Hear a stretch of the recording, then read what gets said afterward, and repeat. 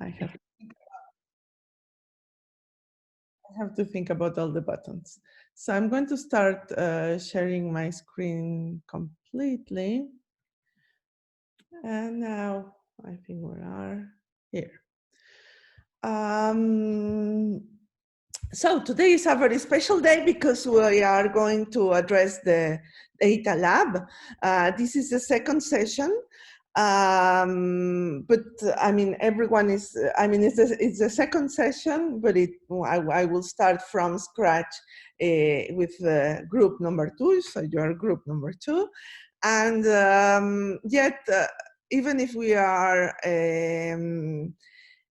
starting from scratch, in fact, I have already sent an email that you probably received last week about general overview of the lab and its objectives and the way we are going to proceed.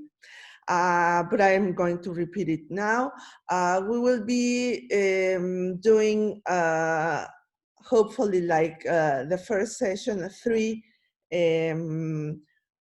mandatory exercises, even if there is going to be one supplementary in order that I can introduce the platform that we are going to use and the library that we are going to use in order to start real data analytics exercises. Even if the first one is not mandatory, you will see that we are starting to go through data collections and performing some initial functions that are related to the data preparation phase of an experiment. Just to that we are sure that everyone is on the same page and that everyone has access and is clear about accessing the material that we will use during the data lab. If you go to the course site, you will see that in the classwork section, I'm having a shortage of bandwidth, but anyway, the third element, the third topic of the content is devoted to data lab. And here you don't have assignments, yet you have the description of the different tasks, and you have the link to the specification and description of every exercise, including the way you have to answer the questions and how to configure your execution environment. So here you have all the descriptions, even though I'm going to go through all these in a very hopefully pedagogic manner, so that everyone is sure to not to get lost within all this information. Now, the first exercise that will let us introduce and configure the platform is out of this section. This is this one. It's assignment. It's an assignment where we have general instructions for getting acquainted with the platform. So said all this, I hope that we are almost all of us said about this organization. So I'm going to start with the first point, which is getting acquainted with the data science ecosystem. The ecosystem that we are going to use in the lab is again Kaggle, but we will see that Kaggle is not only a data lab, but it's also an execution platform for Jupyter notebooks that we described at the last part of the the theory session. So I'm going to go to Kaggle now. Of course, I'm assuming that since everyone did the theory sessions were plenary, so all of you have a Kaggle account and have already created the data collection that we are going to use during the lab. If you recall, what we did is we connected to GitHub in order to retrieve all data necessary for the data lab exercises, and we created a data collection that you should have named as with a mnemonic name, that contains all the data necessary for the lab. So I'm going to ask you to go to that space where you created the data collection. And I'm going to make a little parenthesis so that those that are still a little bit lost with respect to what is this and how we managed to create this, I'm going to show you a figure that shows schematically where resides the data, where we are working, and how, I mean, the back of the scene of this. So just 1 second. Of course, I don't know why today I'm a little bit out of, I'm going to stop for a second sharing my screen. So just give me 1 second and then I will be back to you.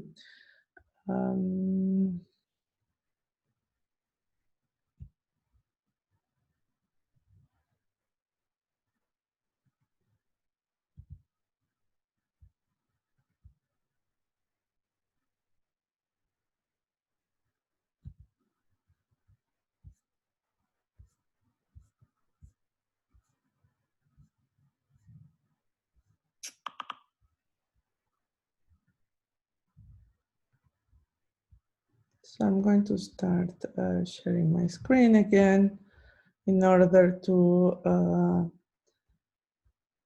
provide you with this background on how we're going to proceed in the labs. You should be watching my PDF. So in any way, for the data lab, we're going to design experiments, data science experiments that will combine data management aspects, which will be delegated to the Kaggle Data Lab, and then programs that will operate on the data collections that will also be held by Kaggle, who will provide us with execution infrastructure in order to execute our programs, and the unit that we are going to use in order to implement our experiments will be Jupyter notebooks.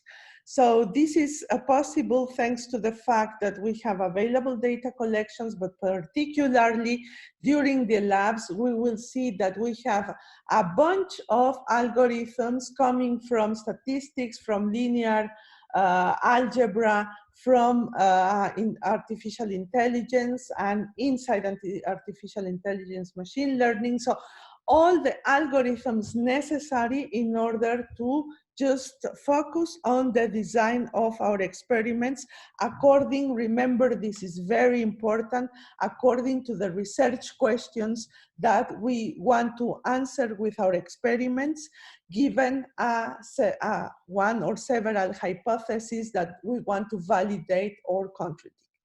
So this is the context of an experiment, and so that we focus on this, we will have all the necessary tools so that we can only care about our experiments.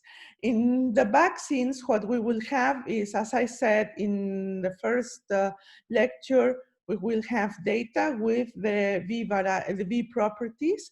We have algorithms, and of course, well, algorithms are mathematical entities that have to be translated into programs. and programs normally are executed according to specific computational programming models. This is one mechanical aspect of the experiments. And the second thing is about architecture. So these experiments run on a target architecture, and normally when we work in-house, we do not, well, we can only use our personal computers, and sometimes this is enough. But when we start scaling, either in the volume of data that we're using for building our experiments, or in the greediness of the algorithms that we use, then we need much more resources. And the reason why we're using Kaggle is to give you the sight of an infrastructure that provides us with important computing resources that we will configure in order to execute our experiments. When we do experiments, in fact, we are kind of expressing queries, but very particular queries. These are data science queries, which are exploratory, which use analytics techniques with, in fact, two objectives. Either we want to understand a phenomenon, and in this case, we are trying to produce models that explain the phenomenon that we want to explore thanks to a set of observations collected in data collections, or we have much more insight about the phenomenon, and in fact, given a set of observations, we want to predict how the phenomenon will behave under specific conditions. As I said at some point in the theory sessions, the experiments have these particular characteristics that we are executed step by step, which means that every operation that we perform on top of a data collection is, of course, part of our experiment and should be described and should be explained within the log of our experiment. Why? Because normally, as in any experimental science, we are willing to share and reproduce the experiment. So the idea is that you provide all necessary conditions and description related to the experiment so that you can eventually re-execute your experiment with new data, for example, or you can share your experiment with someone else and the person can reproduce this and hopefully obtain the same results. Then everything works as an approximation. So since data collections represent, in fact, observations within a given interval of time of a phenomenon, so we never have all possible data related to an observed phenomenon. And since, given this, our experiments will produce approximations of models that describe the phenomenon, or we can predict situations with a certain degree of error. So within the experiment, we have to include, in the experiment design, we have to include tasks that will assess the result of the experiment, and the result should be always accompanied with this assessment. Sometimes the assessment relates only to the final result, but in general, the assessment is included in every step of the tasks of your experiment. And then we will work on data in extension. This means that we have the records contained in our data collection represent observations at a given time t. So we really have the explicit data that are used in order to represent the observation. So we are here. The other kinds of queries and information retrieval queries and relational queries and everything, all the queries that we perform on data are other families of queries. This is, so here is the general workflow of an experiment. As I said, you have different tasks. All the tasks performed on an initial set of data or on data that are produced during the phases of an experiment.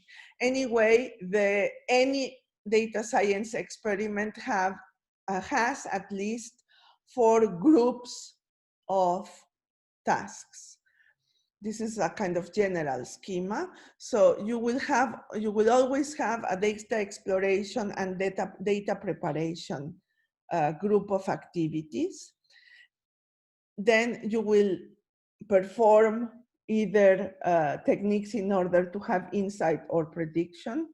And within, as I said, within these 2 main pipeline of tasks, you will have other tasks that let you have much more understanding on the way you are exploring and preparing the data in the case of the first phase, which are given by visualization tasks, and with respect to the results produced by analytics techniques assessment that in tasks that include error analysis and ablative analysis. What is also very important to consider is that when you perform an experiment, you obtain results, but these results and related with their error, and both things will serve someone to interpret these results. And therefore you need ablative analysis that will help you interpret these results.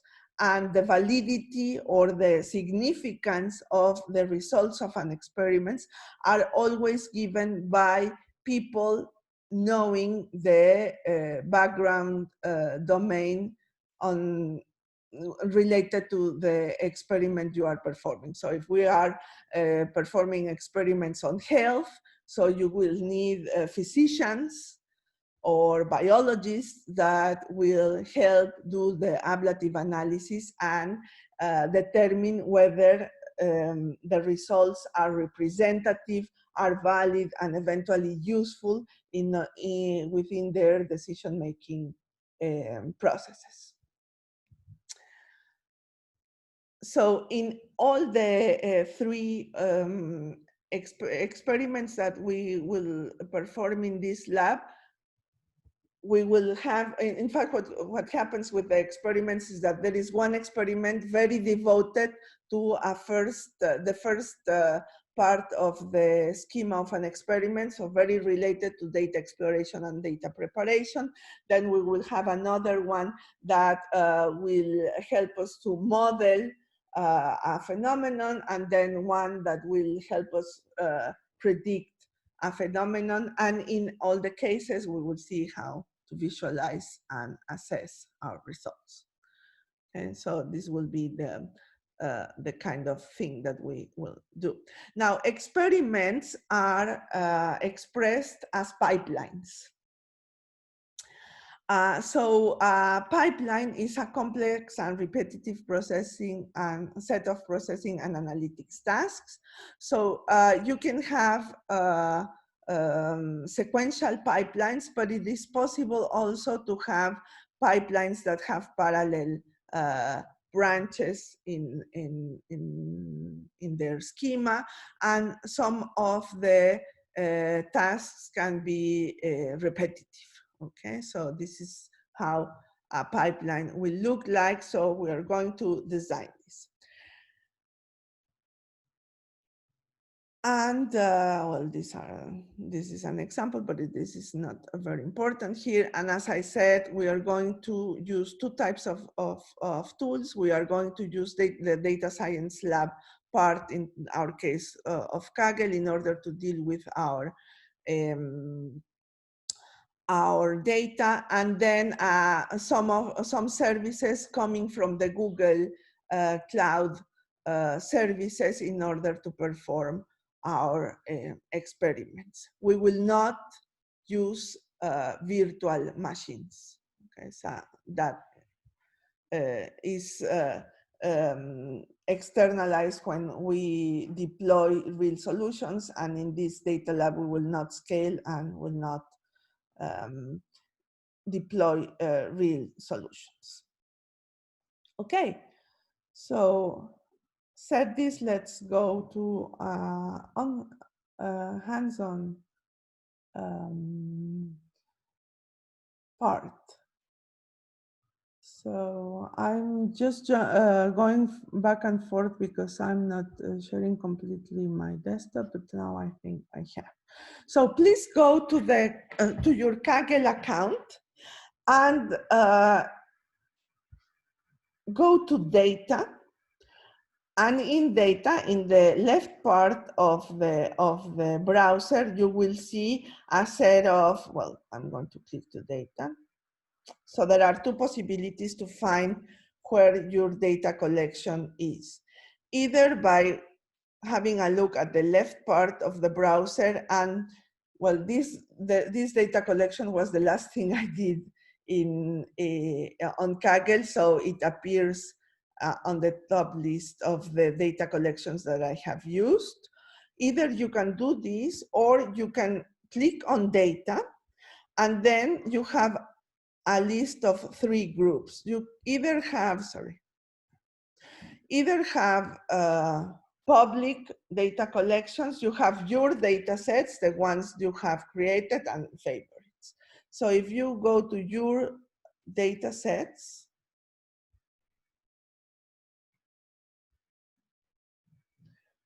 well, I named the data collection devoted to this data lab as NC3 2020. I don't know how you named it, but use the name that you decided to use. And then if you click on this, you will end up on the site that contains, well, makes reference to your data collection. Recall that what we did is we retrieve a lot of it. It is organized into files. And today we are going to use data contained in CH2, CH3, and CH4. That we will go step by step. And just to be sure that you really remember how the data lab represents your data collection. So for example, for the first exercise that we are going to perform, if you click on this, it is a CSV that contains the data, and it provides you a statistical view of the content of the data and the schema of the CSV, which is the name of the columns that defines this data collection. Okay, so next, the last time I showed you that if you click on the notebook button presented in the space of your data collection, what happens, I'm going to click now, is that, take some today, my bandwidth seems to be suffering. You land in a formula where you are going to create a notebook. So we are going to work with Python. We are going to use notebooks. And remember that this we are not using, but if you have a Google Cloud account, you can connect your notebook with that account. And another important thing is that we can use 3 types of hardware to execute our experiments, either CPUs, as we all know, but Kaggle also provides us with 2 supplementary types of hardware that we can use when we want to scale, when we have greedy algorithms requiring a lot of computing resources, then we can decide to use GPUs. You probably have used GPUs when playing games, video games. At some point, GPUs appeared as very good hardware in order to visualize images and virtual spaces. So initially they were used to that purpose mainly, but today they are widely used in order to process data in the data science domain. And Google also provides us with TPUs. TPUs is Tensor Processing Unit. In fact, in many algorithms for doing data analytics, we work with matrices. So these TPUs are well designed in order to perform operations at the lower level, at the hardware level, using these matrices, and it helps the execution to go very fast despite of the complexity of the algorithms. But since we are just doing classic operations on data, so we are using CPUs, and CPUs are used by default. Okay, so if you click on create, you will land into a notebook. And remember that you can name your notebook. For example, I will name it XO1.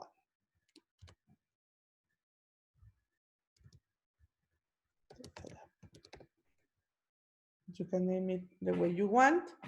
And be sure that if you really click the button, the create button from the data set that you created in the previous session, here you will see that this notebook is associated to input data coming from, in my case, from my NC3 2020 dataset. So this is the way you control that the data necessary to work today are related, are connected with this node.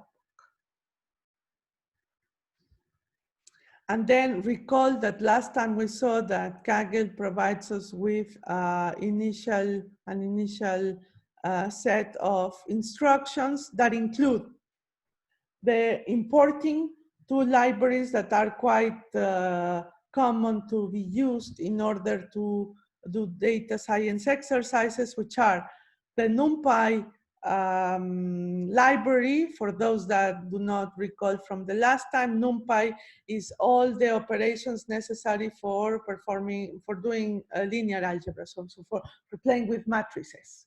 Okay? And the second one is devoted to pandas. Pandas is a library that lets us manipulate tables, okay? Tabular represented data, particularly data that come in a CSV format, okay? So you will see in our exercises, but later on, if you do data science, there are a lot of data collections are represented as tabular, in a tabular format. This is because normally when you do observations, an observation is represented by a set of variables. So if I'm observing, for example, physiological data from a person, so I will have her weight, her age, whether she's pregnant or not, the glycemic value of her blood, things like that. So all these physiological observations are variables that represent the physical status of a person, for example. So it is very common that we have this tabular representation of the variables, and each row of the table is a record, and so every record represents an observation. So many data collections come in this format, so pandas will provide us the necessary operations in order to work with this kind of format. for those that, I'm not assuming that you know how to program in Python, okay? So if you do, this will sound a little bit naive, but for those that do not know Python, in Python you import your libraries and then you can rename them, because that will make the code less verbose. Okay, so here I use NumPy and I am giving it an alias that I will use throughout the notebook, that is NP, and I'm renaming pandas as PD, and this PD alias will be used along the instructions of my program, and therefore I will not have to write every time pandas when I use methods from this library. And then recall that Kaggle provides us with an instruction that in fact will show the location on disk of the data collections that we have associated to this notebook. And this is necessary because in some instructions, we will have to give the path, so the location of the data. So we need to give the right address on disk. So remember that last thing we did in the last theory session is that we executed this, and the result is shown here, which is all the paths of all the data that we have associated to this node. Okay, until here, it was just recalling things. I don't know if someone has questions. I see that I have on chat one question. So let's see. Oh, just an administration parenthesis. I cannot have any control on who connects to the data labs. So if you miss the session that you were supposed to attend for the data lab, do not worry if you have a space in your schedule and you connect to, well, to either today or the last one that will happen the 9th November, this is fine, okay? I do not take list, and I don't even know the complete list of students attending my course. So if someone wants to connect, just connect and work, and I will be happy to work with you. Okay, so just be sure that you connect to either of the 3 sessions, data lab sessions, so that you can do the work, because recall that the work done in the data labs is graded, and that it will count for 20% of the grade devoted to the part of the course I am teaching. Okay, so if grades are important to you, so just be sure that you do the work, and then feel free to come to the sessions in the best way that fits to your schedule.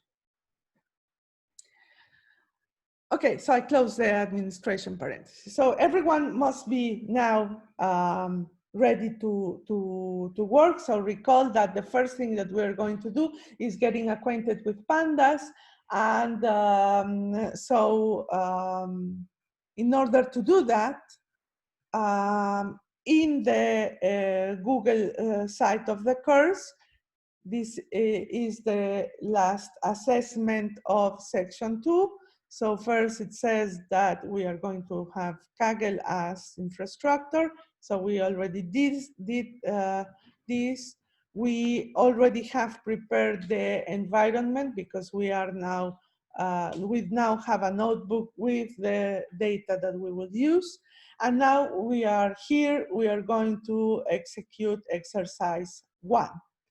So if you click on this address, and that you are patient, at least I am patient, because it takes some time. So you will land to this site. Now, we will start from section 4. The other sections are giving instructions for people that would work locally in their machines. In this data lab edition, I decided not to let people work on their own machines, because having a virtual session and maybe dealing with technical problems coming from specific machines would have created a lot of burden. So I decided that everyone would use the cloud, that we would use Kaggle in order to avoid this kind of problems. Okay, but well, the first three sections tell you how to use a local environment.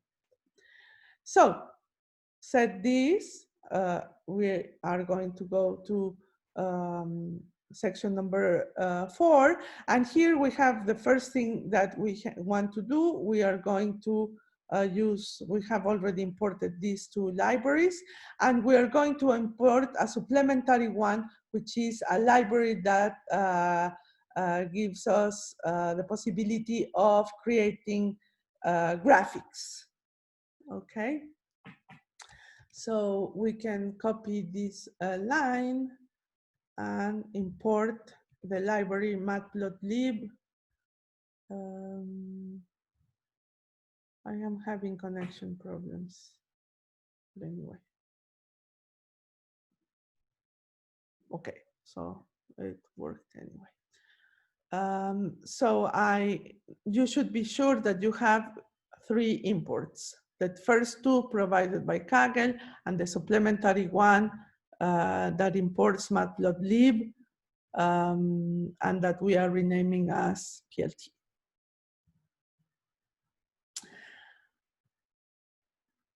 We are going to do this exercise together, okay? So just follow the flow. And now what you should know is that pandas, as I said, manipulates tables, but tables these pandas tables are supported by the underlying data structures coming from Python. And in Python, a very common data structure is a dictionary. So we are going to first show how, using a dictionary, we can create a pandas table, and then we will really work with more data. Okay, so just to have a teasing exercise, just to begin to work. Have a look at this. We are creating a little data set that is a dictionary that contains several attributes. So like columns, we have a set of years, we have a set of strings that are intended to represent names of teams. We have values that represent when these teams won, where they have draws, and when they lost. Okay.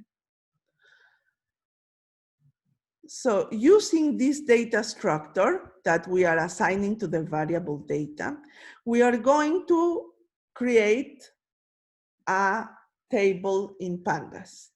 The data structure that represent tables in pandas is called a data frame. So when we use pandas, we will reason in data frames. So I am using the pandas library, PD, and I'm saying that I want to create a data frame using the data assigned in my variable data, which is this one, this data. And I'm telling it that I want to name the columns of the data frame. And here I use the same names that are used in the dictionary. But I could have chosen other names, for instance, putting the names in French. So if I copy this to my notebook, I run it, and I have an error because I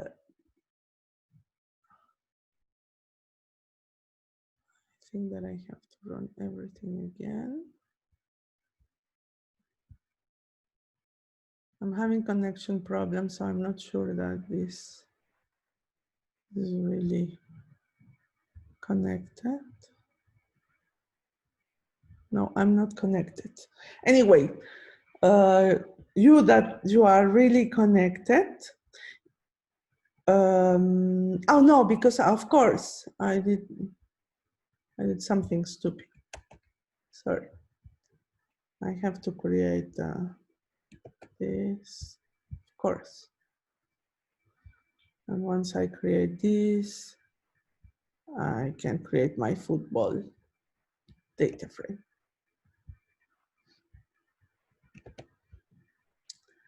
Now you will see that it doesn't do anything. In fact, it did, but you have to, in order to see the content of the variable football, you just have to execute the name. And so you have a nice tabular, a data frame. This is how it looks, that contains the data that we create. So important things to know about a data frame. As I said, it has columns. The columns can be named, and it is up to you to name them the way you want. It has a set of records, and the records are indexed, starting from 0. And it is the order in which you created it read the input, okay? Indexes and column names will be useful in order to explore the content of a data frame and to play with the data frame. There will be two types of operations that we will use in order to play with data frames. Either we are going to play with the content, or we can also play with the scheme. For example, adding new columns to the data frame, or adding new rows to the data frame. Okay. So these kind of operations will work with the schema, and then we will also have operations that work with the content. So let's start playing with the content, but therefore we're going to use finally the data that we imported from GitHub. Now in section 5, you have some instructions on how you should hand in your results. Do not consider them. The only thing that you have to do is that you can see this button share in the upper part of your notebook. If you click on share, you can add collaborators. So you can look for me, Genoveva Vargas-Solar, and you can add me as a collaborator. And Kaggle will notify this to me, and I will have access to your notebook, and I will be able to grade them, okay, and see what you did. And so no need to send anything, just share your notebooks with me, and in that way I will see your work. I have 2 questions on chat. Let me see.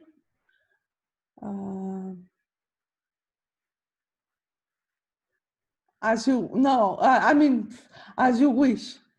I sometimes prefer that I am a writer, because in that way I can use markdown comments to comment what you did. But if you don't want me to touch your notebook, then just add me as a viewer.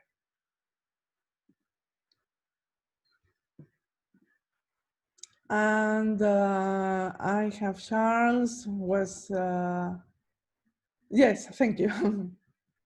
Okay, the others were helping me on my error. So now we are going to really import the data from our data set, but we are really going to design an experiment. And the experiment we are going to do is we're going to play with a data collection coming from Eurostat. And it provides information about statistics on European countries. Okay, so it provides names of states in Europe and some non-commercial and data about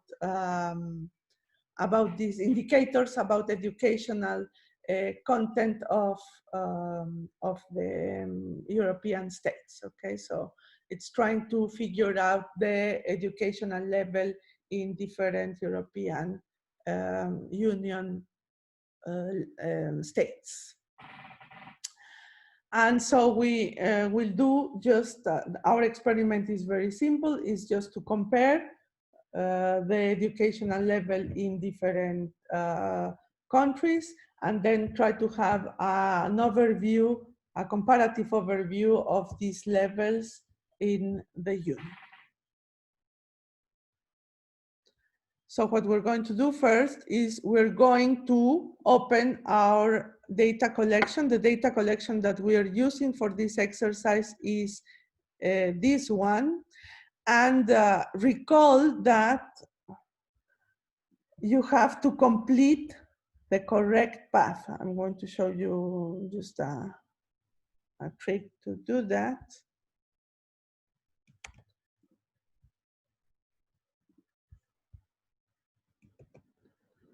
So what Kaggle at the beginning gives you is these paths. Normally, the first part of the path, just before the word files, completes any path that we are going to use in the program. So if you copy everything that is said before the word files, there you have the remaining part of the path that you require to complete your path here. Okay, this is very important, otherwise you have an error, it doesn't find the path. And what I'm doing is I am reading from a CSV located in this address, and I'm also specifying, since a CSV contains different elements. The different elements are separated by it's not semicolon, well, 2 points. And then I'm naming the columns. How do I know that elements are separated by this character? If I don't know, I should go to the data lab and observe the content of my CSV. And there I will know that it uses 2 points in order to separate the elements, okay? And this is why having the data lab is useful, and having this abstract representation of the data collection is useful, because I can easily go and have a look at these structural aspects that are useful then for me to explore the data collection contents from a notebook. So I'm putting the content in this variable, edu, and as in the previous one, I'm including 2 instructions. No? So this one that opens the file and creates the data frame, and the second that shows the content of the variable. Sorry, can you repeat how to avoid the error? How to complete? You go to the first part, the first instruction that you executed, and you copy everything before the word files. And you copy it to the path that you're giving here. Okay. Mm-hmm. Thank you. Yeah. You're welcome. And then again, I decided to name the columns as the original columns of the collection. How do I know the name of the columns? Because I went to the data lab and it told me that the columns are, names are time, geo, and value. Now, this is just a visualization issue. It doesn't show the complete content of a data frame, particularly if it is very long. What it shows is part of the head and part of the tail, okay? And in between, the 3 dots tell us that there are supplementary data there, but it doesn't show everything. But what it's important is that it tells us that it has 380 rows and 3 columns that we already know. Note that the index doesn't count as a column. Okay, the index is just an internal element of pandas, but it doesn't belong to the columns of the data collection, of the data frame. Okay.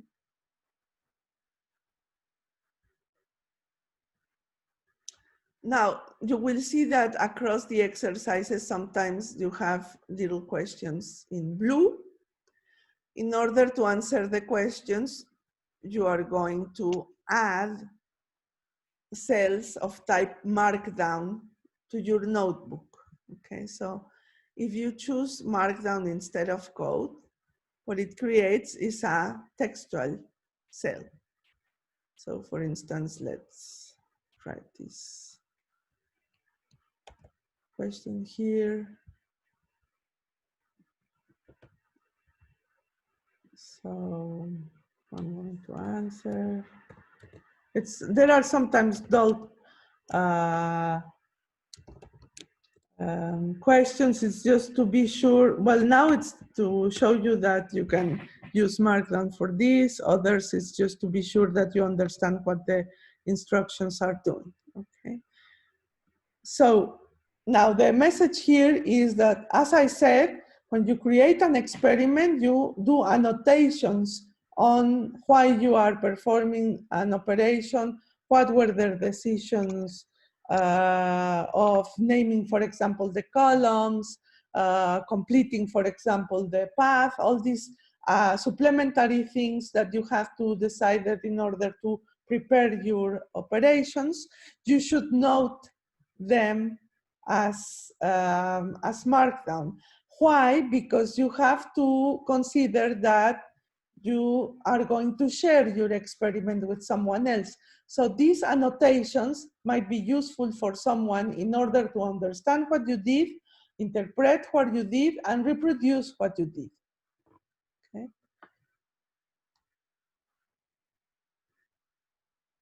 Okay, so these are the markdowns. So now, as I said, we are going to see a set of operations that let us go and explore the content of the data frames. The first thing that we can do is, for example, having a look at the upper part of the data frame. So my data frame is edu, and I want to see the head of its content. So it shows me the first lines, the first rows. I have a lot of questions. Sorry, sometimes you write me in privately, but since I have to go back and forth, it's sometimes difficult for me to treat things in private. You can also use a Slack if you want to ask me privately something. We need to import, no, there is no Excel. Do not be confused between Excel and CSV. You can open a CSV using Excel. That is one possibility, but you can also open a CSV using data frames with pandas. This is a second option. And since we are using Python in order to operate with CSVs, so we are using data frames. Okay, Excel is just another way of watching the content of a CSV file. Here we will only use Python and through notebooks.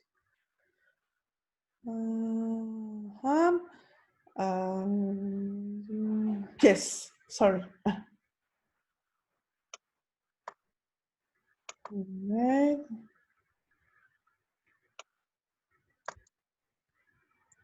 So while I give some time to people to catch up, I have again some administrative questions. Again, I'm really sorry to say this because it seems weird in general, but I'm just an invited teacher. So I have no control of any administrative information, meaning the students that are inscribed in my course. So I don't have the list of the students.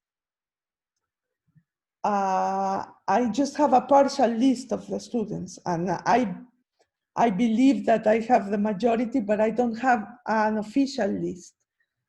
And I don't have any decision on the way you are organized into groups. This has been done by the administration in order to be sure that the data labs have less people than the plenary lectures, so that if there are technical problems, I can better interact with you in these practical exercises. But you are in the data lab, you have to execute your exercises alone, individually. I will grade them individually. The groups are just intended to have sessions with smaller quantity of students.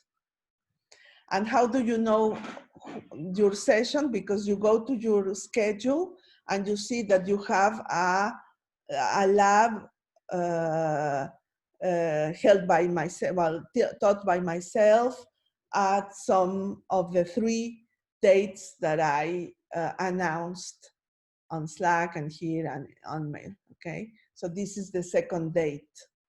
But you only have to attend 1 data lab session in either of the 3 scheduled dates. But if you are here and that you are not missing any other lecture, so stay here and do the lab and there will be no problem, at least for me. Okay, said that, recall that we have created a data frame using the content of a CSV file. And we named its columns. The CSV file contained 3 columns, and we decided to name them with these names. Again, you can also choose other names and you can play with it and have your own names. It's even nice that you can play with it. So once you have the content assigned on variable edu, I executed edu in order to see the content of the variable. And what we observed is that the data frame has 3 columns, the ones that we asked here, well, that we defined here, and that the data frame has its rows indexed with numbers, okay? And that the index doesn't belong to the schema of the data frame. So the index is not a column of the data frame. And we have also shown that it is possible in a notebook to have markdown cells that we are going to use, in our case, to answer the questions that appear in blue in the exercise, but also to make notes. And if you want to make other notes, you can freely do that. Okay? And then the third thing that the last thing that we did is we started to play with the content of the data frame. So first I wanted to observe the head, so the first rows contained in my data frame, which I recall that it's called edu. So I used the method head in order to do that. I can also see the last tuples of my data frame, and I can ask it to show me the tail of my data frame. I have a question, two questions.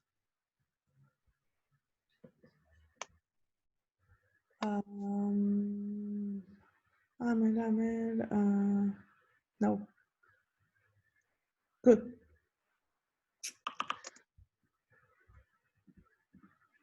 So here I have the last elements of my data frame. How do I know that these are the last ones? Because these are the last names. And note that it starts from 0 to the number of rows. So it contains 384 rows, but the last index row is 383. So I have the tail.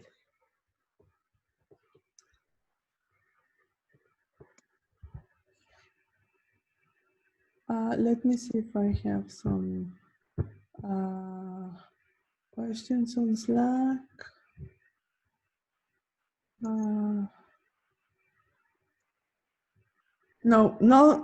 I have a question saying that someone tried to change the name of the column time and whether he has to change something in the CSV. You do not have to touch the CSV.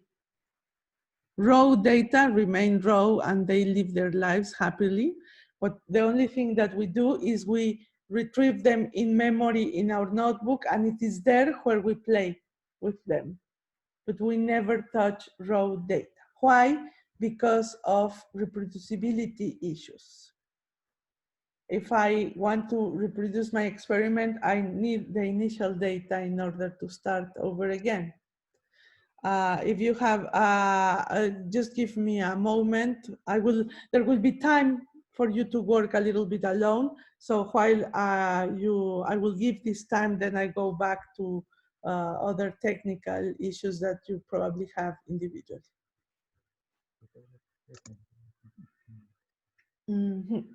Okay, so I saw the tail, I saw the head. Before I do describe, have a look at this, for example. I can decide explicitly which are the rows that I want to observe.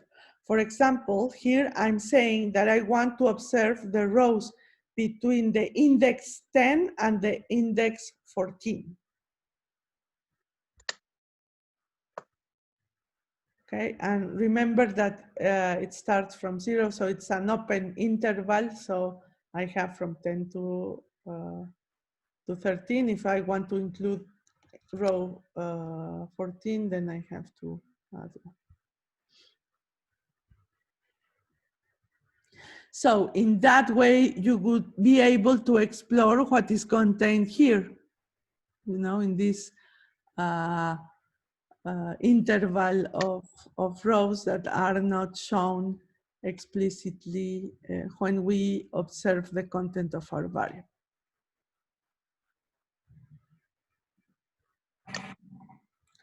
So this is how we explore horizontally. We select pieces of the content of our data frame in order to explore its content. Now, we can also have a quantitative description of the content of a data frame. With the method describe, what I have is, as I said, a statistical view of the content of my of the collection. I know how many rows are there in the column time and in the column value. I can compute the mean value of the content of all the values contained in the column time and in the column value. The standard deviation, the mean, I have quartiles here, and I have the maximum. For example, we know that the last year for which we have data is 2011, for example. Okay. I have another question. No, there is no possibility of working in groups. Amer, you do not work in groups. You work individually for the exercises. Groups are only to attend the lab session.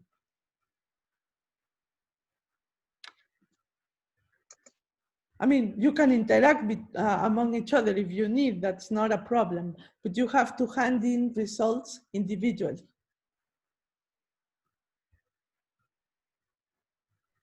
The instructions given in the description are not for this edition. This is what I explained at the beginning of the session.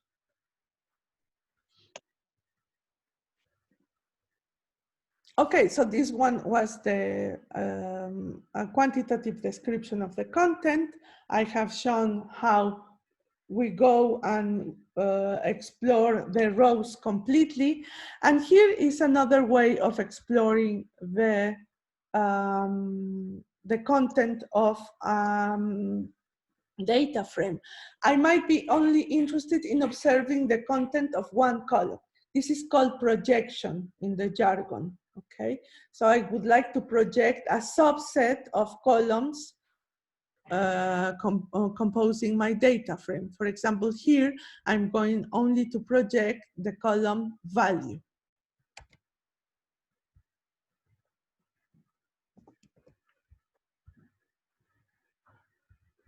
So I only have one column, okay? Have a look at the values.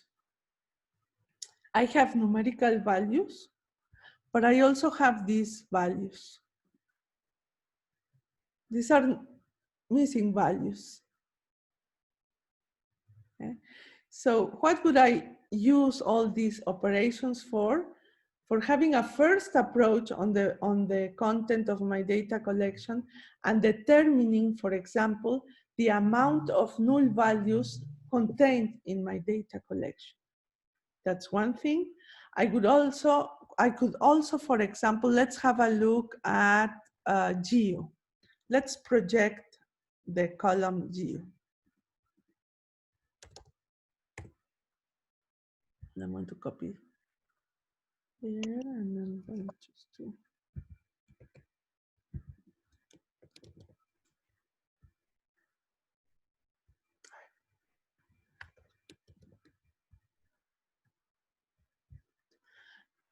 Look here, in my column geo, I have countries like Finland that belong to the European Union, but I have this type of strings, European Union, 28 countries.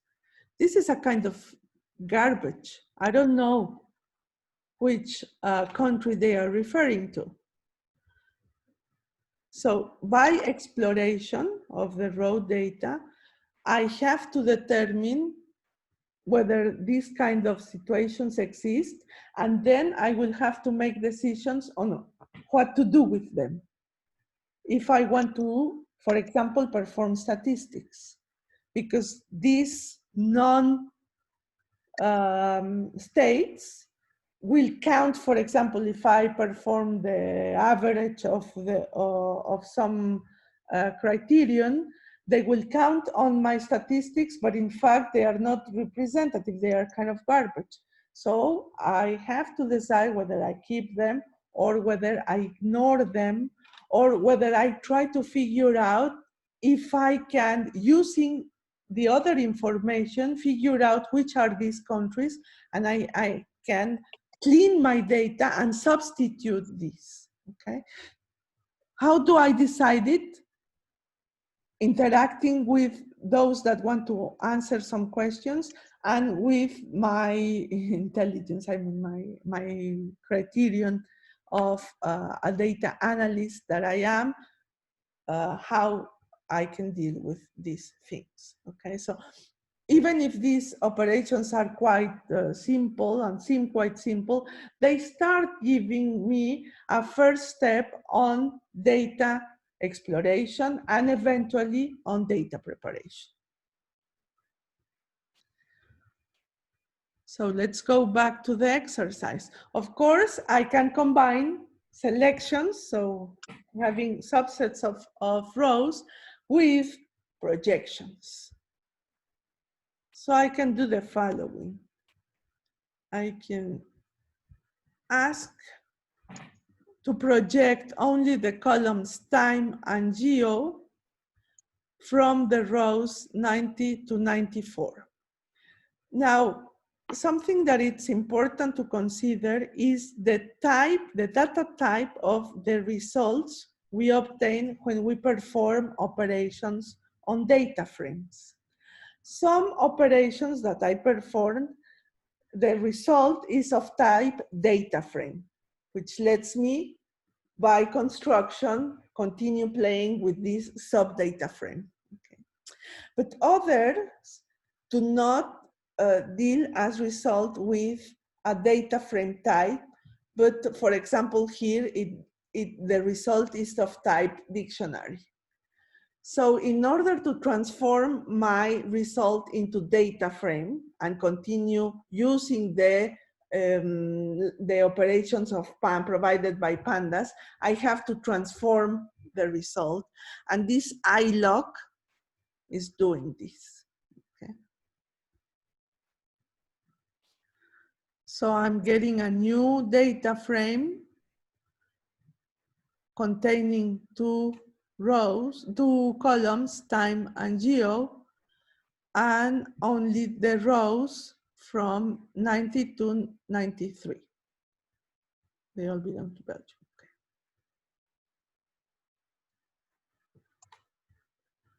So far, so good? Now, as I said, I will give a time, and then eventually, before you hand in your results, be sure that you answer all the questions that are provided here. Now, for pedagogic reasons, I am presenting the different operations, but then you have to go carefully through the exercise and be sure that you answer all the questions that I am proposing. Excuse me, if we wanted to make some notes here directly in the code, well, how do we code a note? You create a markdown, you add a markdown cell. Now here you see that you have these two buttons, you choose markdown, and then you write. Okay. Thanks.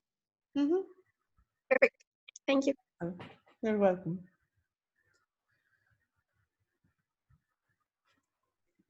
Now, what you will see in the remaining sections, particularly of section 6, is different ways of, again, playing with filtering your rows.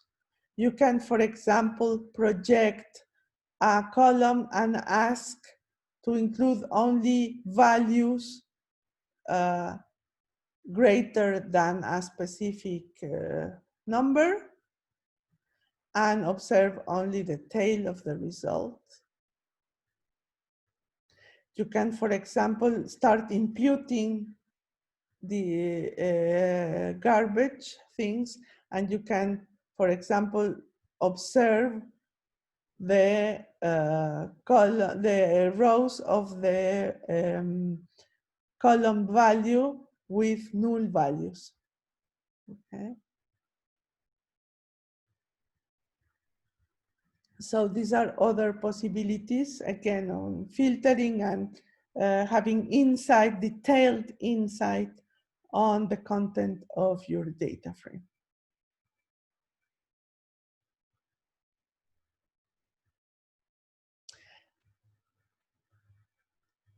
I'm going to go a little bit faster because I will give you time to go through this um, in a more detailed manner.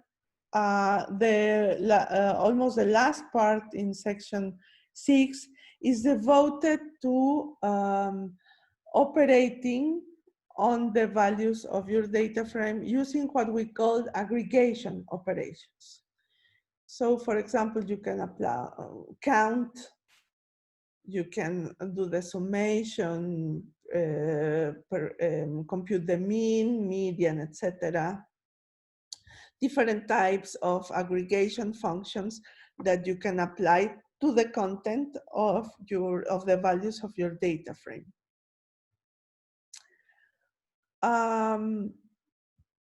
At some point of this, of applying these operations, you might have to pivot your data frame in order to perform these operations. For instance, let's have a look to this instruction.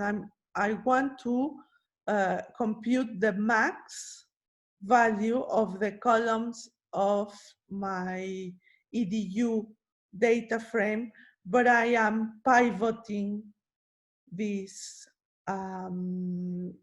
my data frame. So let's have a look on how does it look like.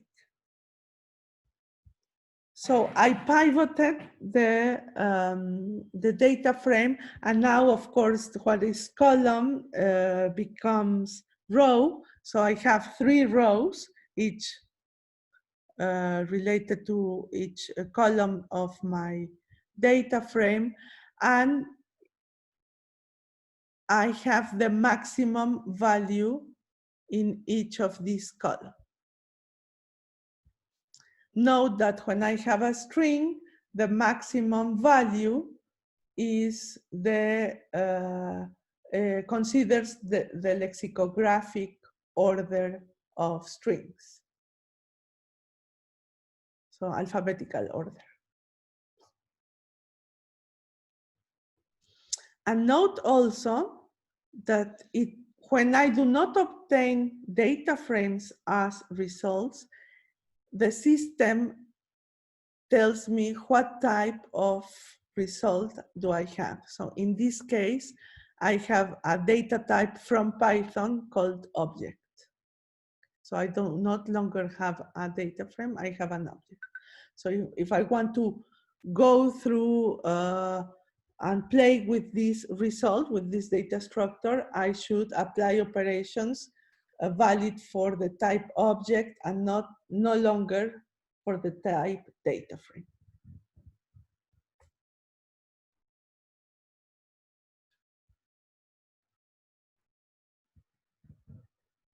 This happens when I apply aggregation functions in general.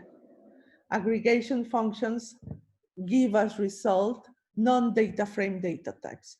So I have to be aware of this because if I continue programming and playing with the results, I have to use either to transform them or use other types of operations that belong to the corresponding data type.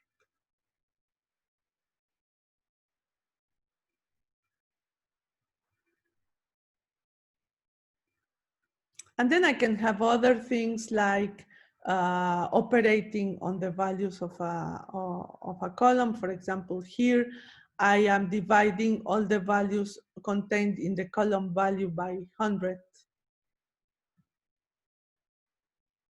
Here I am applying the square root. And note that for the first time here we are using the NumPy library. So NumPy provides the function square root, and I am applying the function of NumPy square root on all the values of the column value of the data frame EDU. I am assigning them to a variable, and then I am observing the head. Note that here I am copying to a new variable the content of this operation. As I said, I'm going a little bit faster because in some minutes I will give you time to go through all these elements so that you can more or less finalize this exercise and that we can really go through a more challenging experiments. Now, this is just I mean, it's not advanced programming, but it's when you are able to play more with Python. Python is a functional programming language, which means roughly that parameters given to methods can be functions, okay, not only data types, but functions. And these functions given as parameters are called lambda functions. So for example, here I am defining a lambda function called d that computes the value of d to the power of 2. Okay. So this is a little program. And I can give this little program as parameter of the method apply.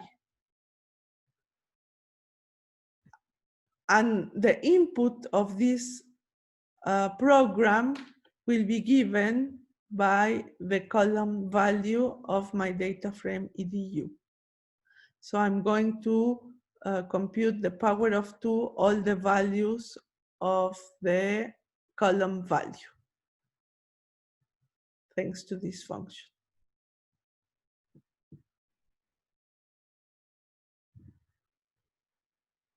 So as you can see, I can combine and combine further and further different operations in order to play with my data and contained in a data frame as much as I need to do that. So this is this part of the exercise. The other remaining part of this section is devoted to let you play with indexes, okay? With indexes and adding information to the content of your data frame.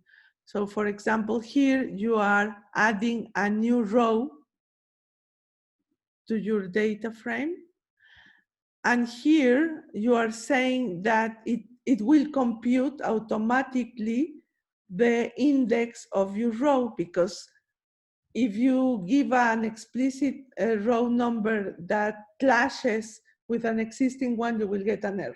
Okay, so you externalize this indexation to the system, and so you do not have to explicitly assign a specific index to the new tuple that you are defining here. So you're saying that you are giving information from year 2000 with value 5 to a country named A. You can append it, but then A is just junk because this doesn't correspond to a country, so you can decide to drop it.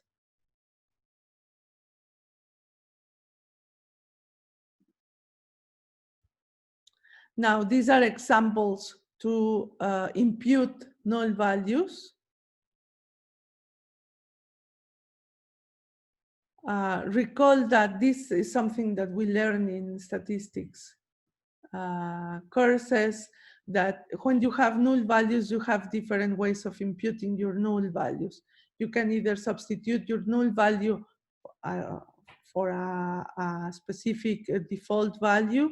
You can apply, for example, interpolation or extrapolation in order to decide to guess the values that are missing, or you can, for example, decide that you can do the average of the remaining of the values that are correct, and then you put the average of the values to instead of null values. So there are different strategies. The strategies depend on the context of the data and the type of experiment that you're running.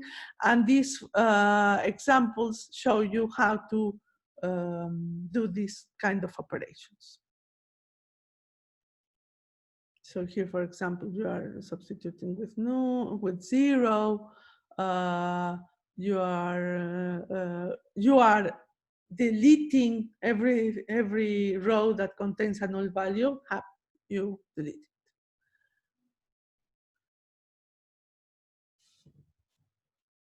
Then, in order to have better insight of your data, you would like eventually to sort the data, to group the data according to some criterion, to rearrange the data, to have ranking, okay, on the data, and then eventually to plot the data, okay?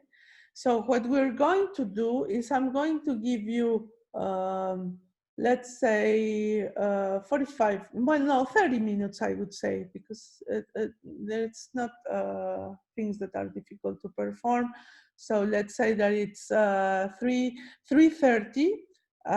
We will come back and start with the next experiment, okay? So of course I'm here, I'm connected, so I let you complete your exercise, and if you have questions, remember that you can use Slack, that you can use the chat, or that you can turn on your mic and ask explicitly the questions.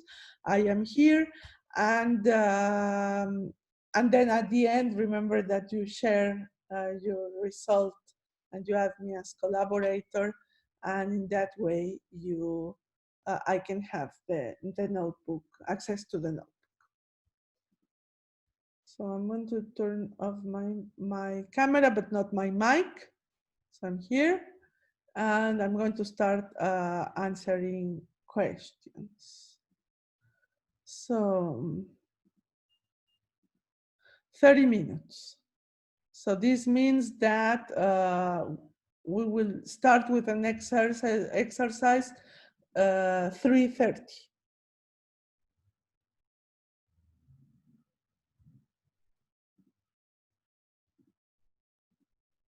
I'm going to go to Slack to see whether I have other questions.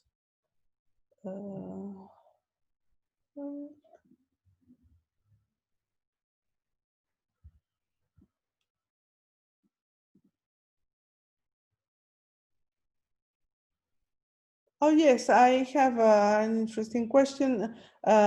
People are asking whether, since I'm recording the session, as the other sessions, I will share them. I will edit some parts because I have the other recording from the first lab. So instead of having 3 times the same lab, but anyway, the videos will be on YouTube as usual, and you can access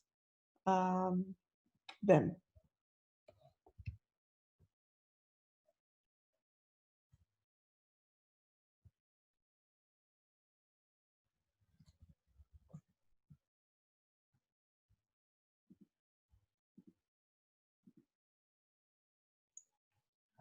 I'm sorry, just to be sure I understand correctly. Yeah. Now all we have to do is to go through the sections and apply all the codes, right?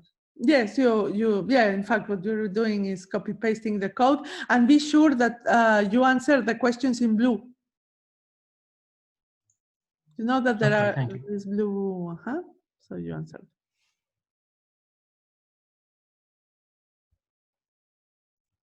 But these questions, we will answer them in the report directly, or Yes, it should I mean, be if since you are performing the exercise now, and if you can answer them already, you use Markdown in order to answer your questions. So that okay, so that by the end you have all your questions inserted in the notebook, and when you share it with me, I have everything. Okay. Mm-hmm.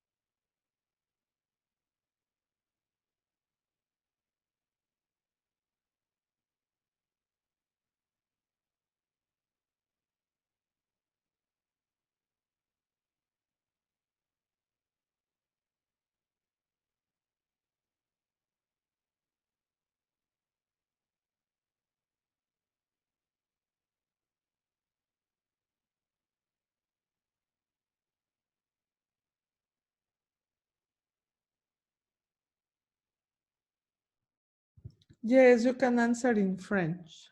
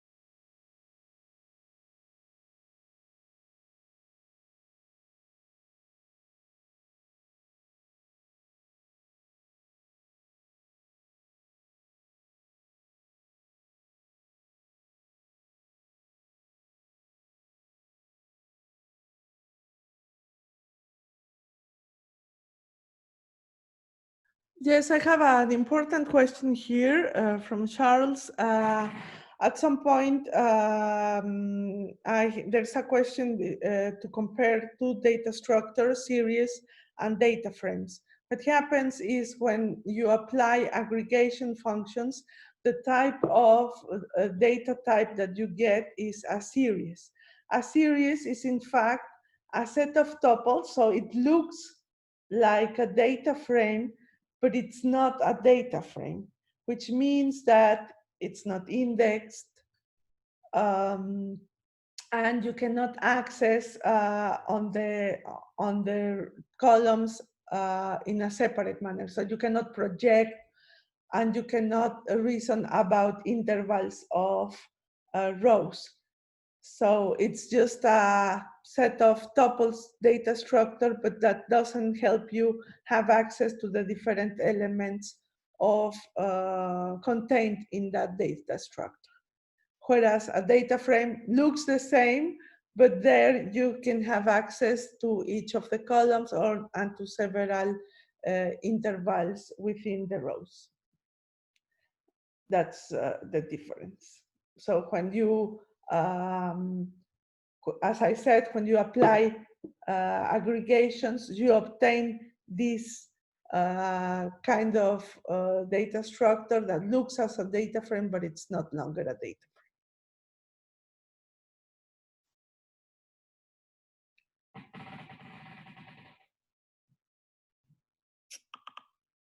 You're welcome. When you finish, you will have a graphics like this for annotations within your experiment. You can have a try on an ablative analysis, for example, trying to get some conclusions out of the type of observations that you are performing with these plots. You can compare within each country, and then you can also have a kind of comparison among the countries.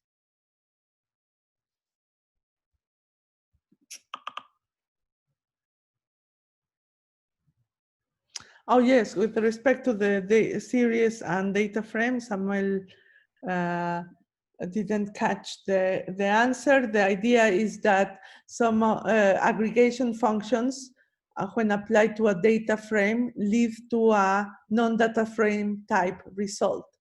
They lead to a new data structure called series, which looks like very much as a data frame, but you cannot have access either to the columns or to the rows in a separate manner. So it is also a set of tuples, but not useful to be used with pandas operations.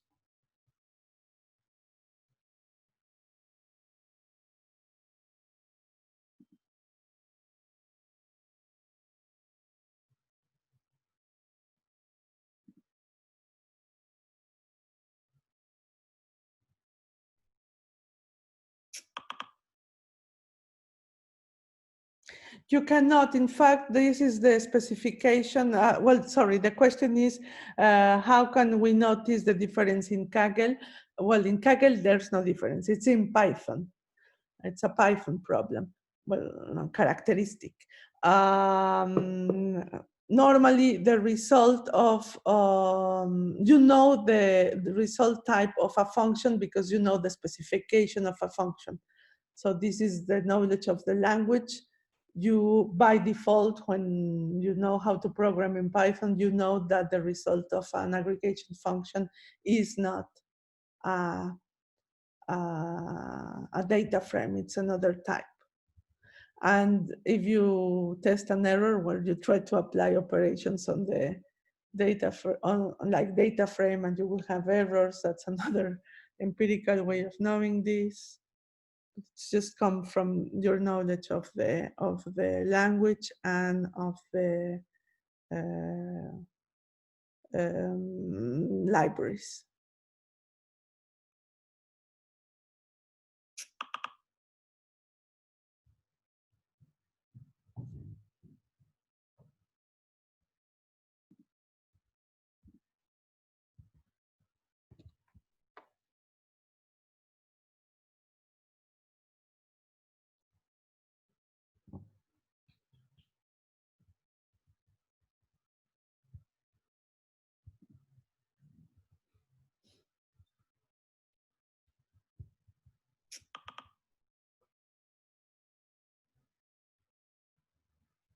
We have another question. All Slack here.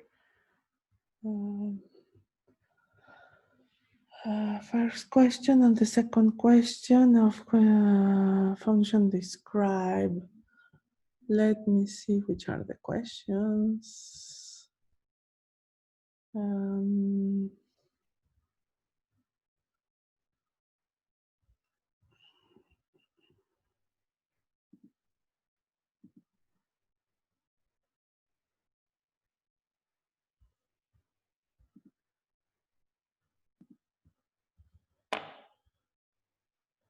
Yes, I explained, describe provides you with statistical measures about the content of the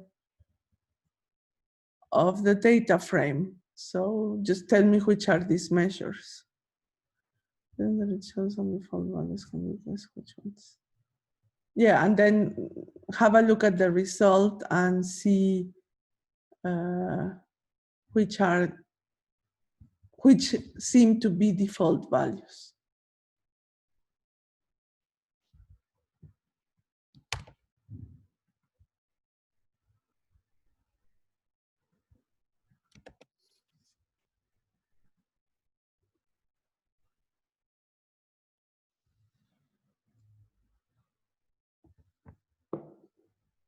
So you see here are the measures.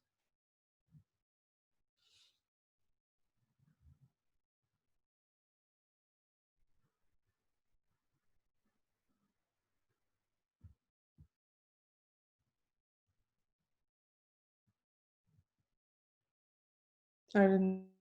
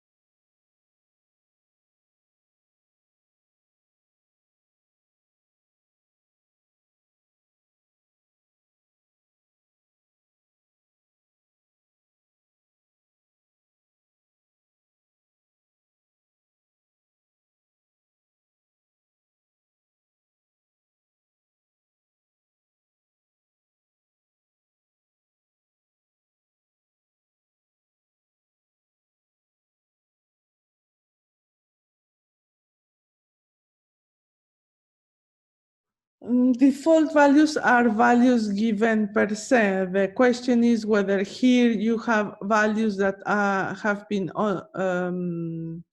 been computed or that have been extractly directed from the content of the data frame.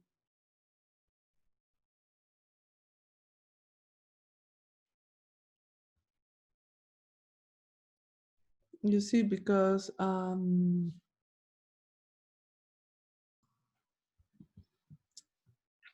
the question is whether, for example, here in the max or in the standard deviation or in mean, you have values that are really computed or that are given by default, because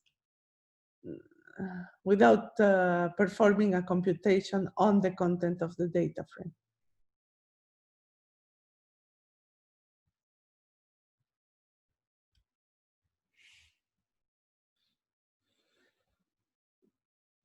So the idea is that you go and have a look at the data frame and then compare it with explore a little bit, and you compare with the results here, and then you see.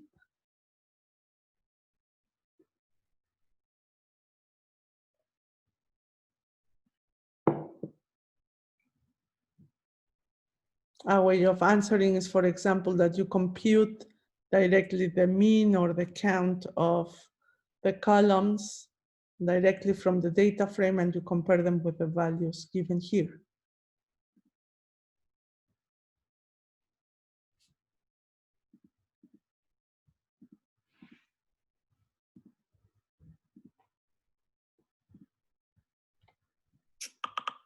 You're welcome.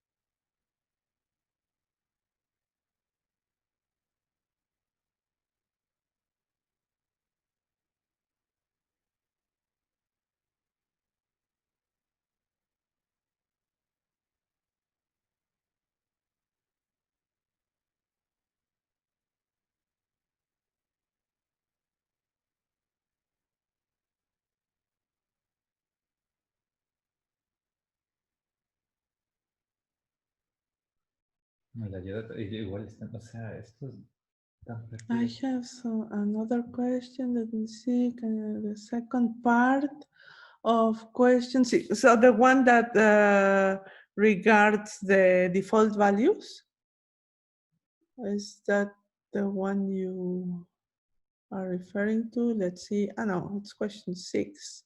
Ah, yes.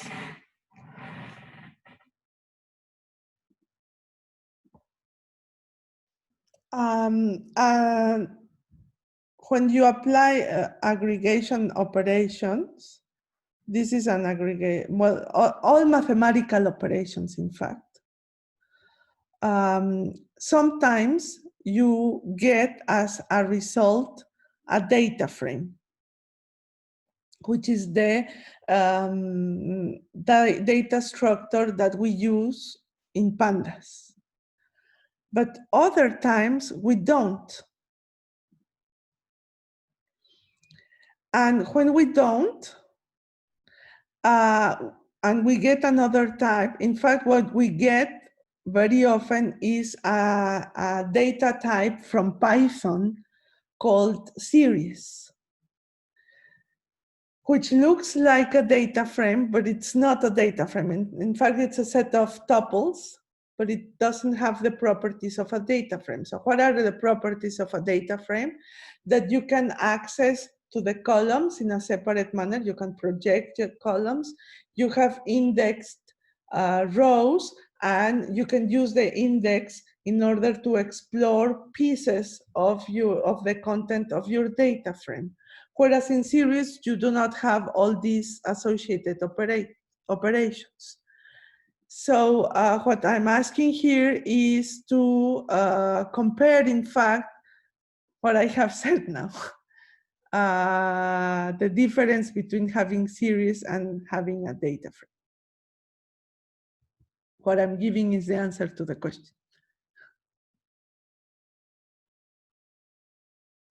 These exercises are, sometimes consider that you have some knowledge about the programming language.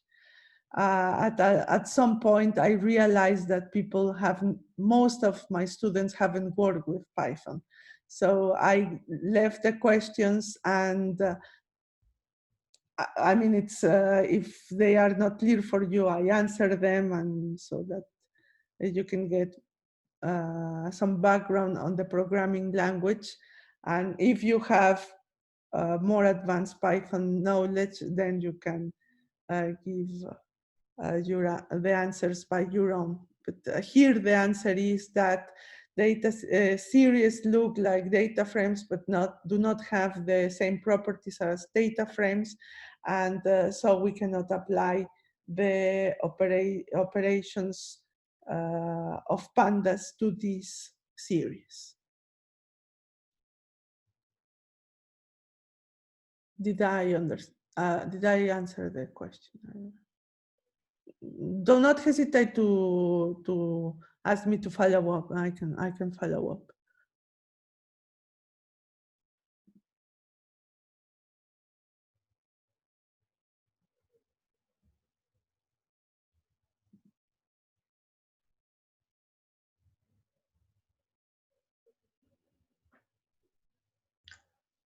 Excuse me, Yes. do we have the chance to look at our answers at later time and change them? Yes, of course. As I announced in a mail that you should have received, in fact, I don't think that we will completely finalize all the exercises today. Okay, some of the parts like this one, you might still have to come back to some of the questions. So from the day of this data lab, you have 2 supplementary weeks to be sure that you complete everything and that you are ready to be graded. Thank you. Yes, and in the meantime, you can also write and ask questions either on Slack or by mail, and I can answer them without any problem. In fact, the spirit of grading is much more knowing that you were implicated in the lab, that you went through the exercises, that you analyzed and understood what happens in the exercises, rather than being correct or incorrect. Okay, it's more that spirit, and this is why it's just 20% worth of the final grade. It's just to be, I mean, that you are doing the effort and of implementing all this, and that you are rewarded for this.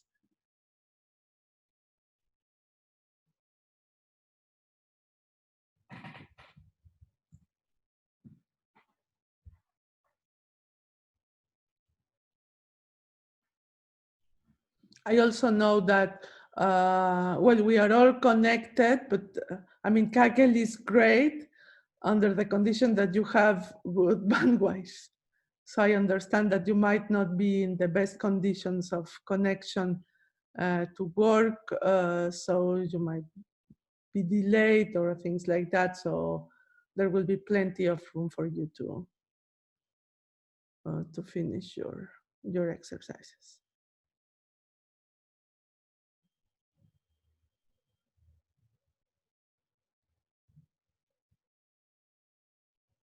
So I'm going to restart smoothly while you wrap up what you're doing. At the beginning of the session, I wanted to show a figure that I didn't, I have trouble to find, but I finally have it. So while you wrap up, I just give you an explanation of behind the scenes of what we're doing, which lets me also have a transition towards the next exercise. What we have been, I mean, from the architectural point of view, what we are doing is the following. Of course, we are connected to a browser, and the browser, when we configured our execution environment, we used it to contact two spaces. Okay, we connected to GitHub, which I remind you that it's a service that lets us deal with code and code versioning and code management. And it also lets us store data that normally is associated to the code. Okay, so GitHub, you have a storage space, and you can go through your storage space through a file system that is provided as service by GitHub.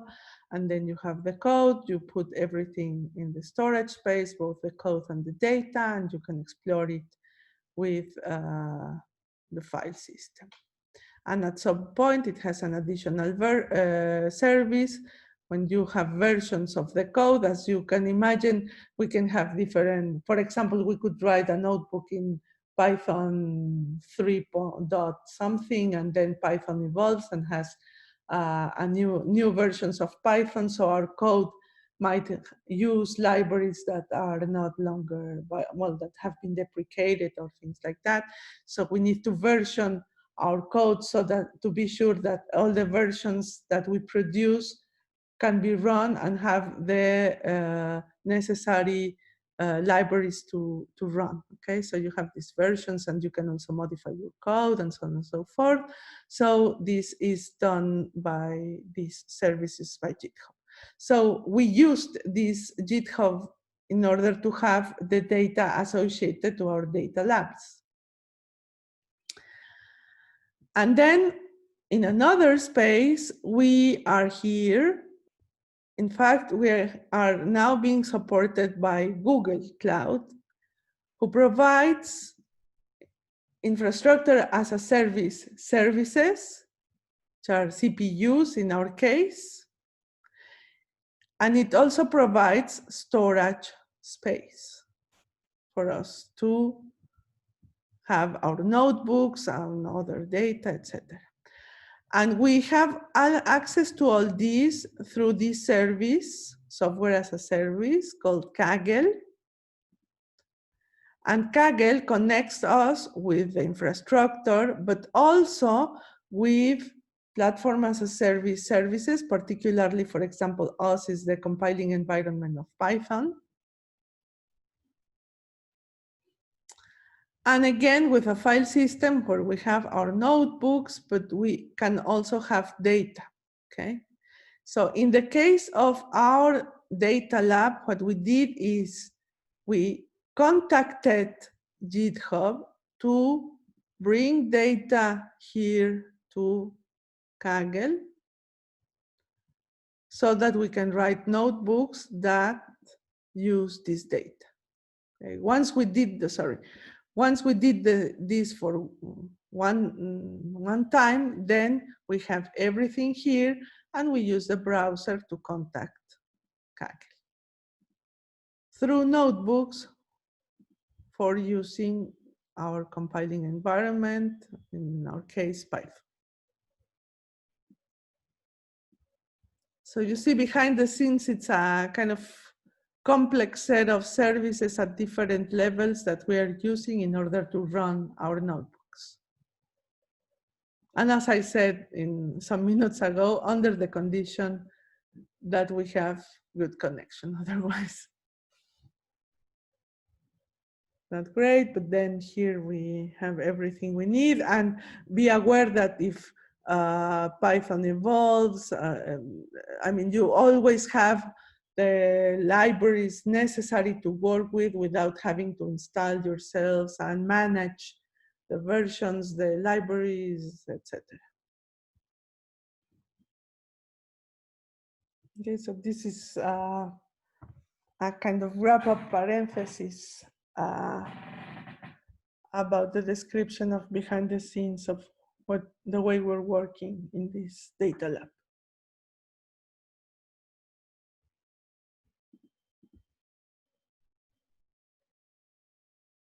So,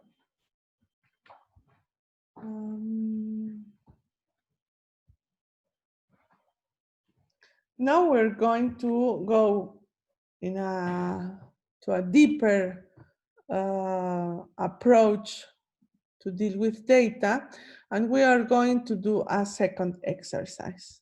So now we are really in the data lab part. And the first thing that we are going to see is how to use common knowledge that we have from our engineering background, which is how to use descriptive statistics in order to do some types of experiments. You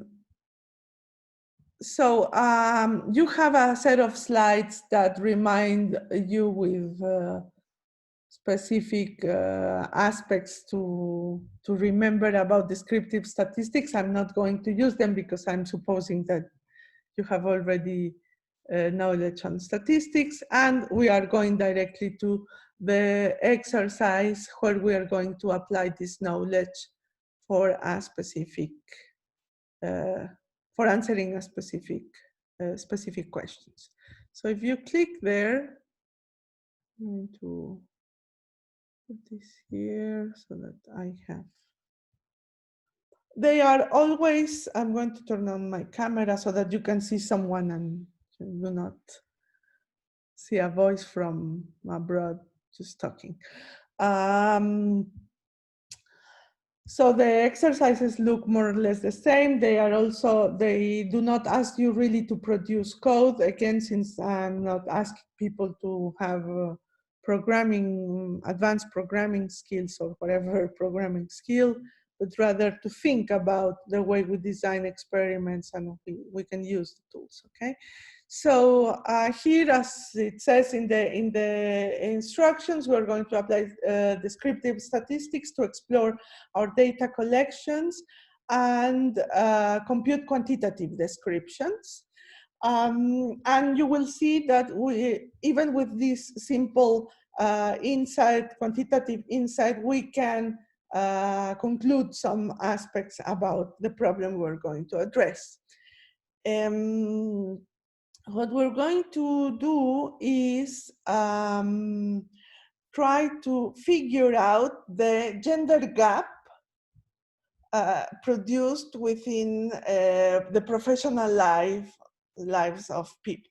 Okay, so the question is how fast you can achieve to have decision-making positions during your professional life if you are a woman or a man, and whether the expectations of these professional achievements have something to do with your gender.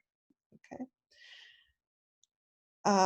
This is also associated to the type of salary that you can get. So how fast you can get some salary, for example, 50K dollars per year, depending on your gender.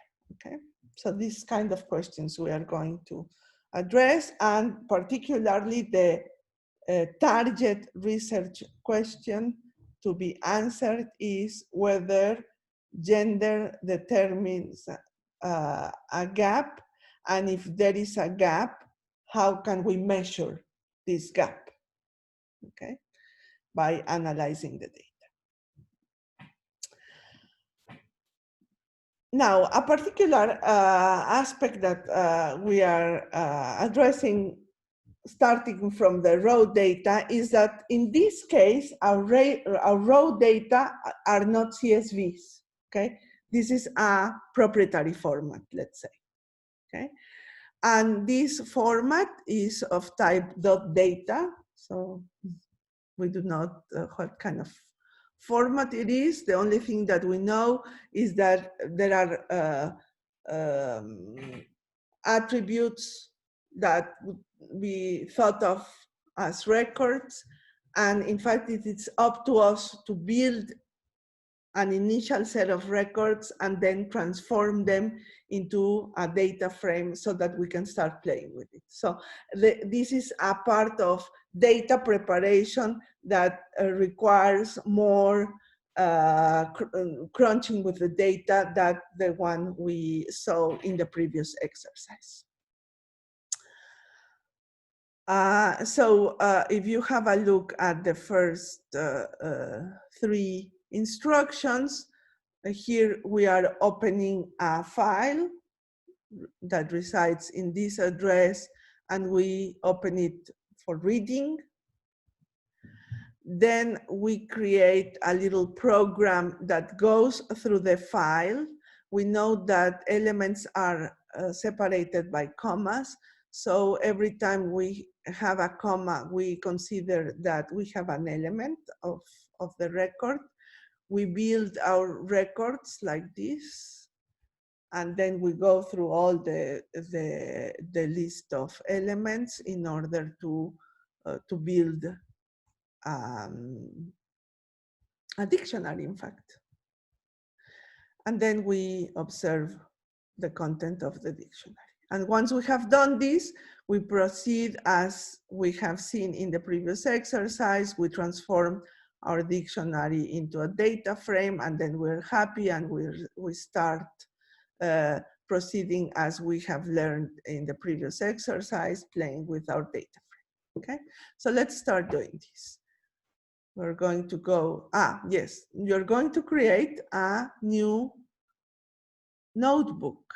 Now I'm going to show you another way of creating a notebook and associating data to it, okay? So I'm going to open a new Kaggle.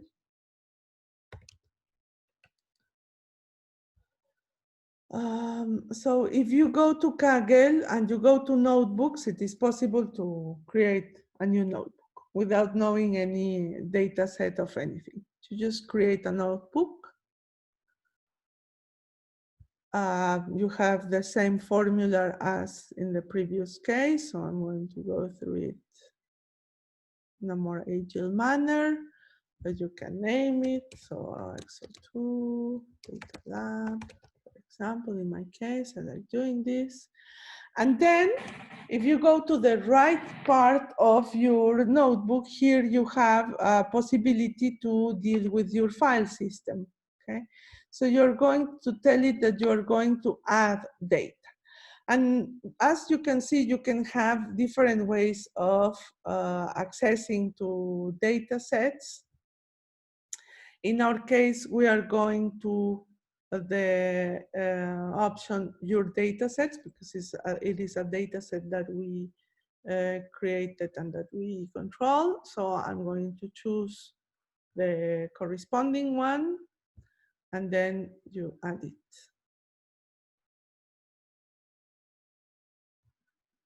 And now here you have your data set associated to your node. And as in the previous case, I'm going to run this this piece of code provided by Kaggle in order to see where is located the data that I'm going to use. Note that my data is called adult.data, and this adult.data is located here. You see? There you have adult.data.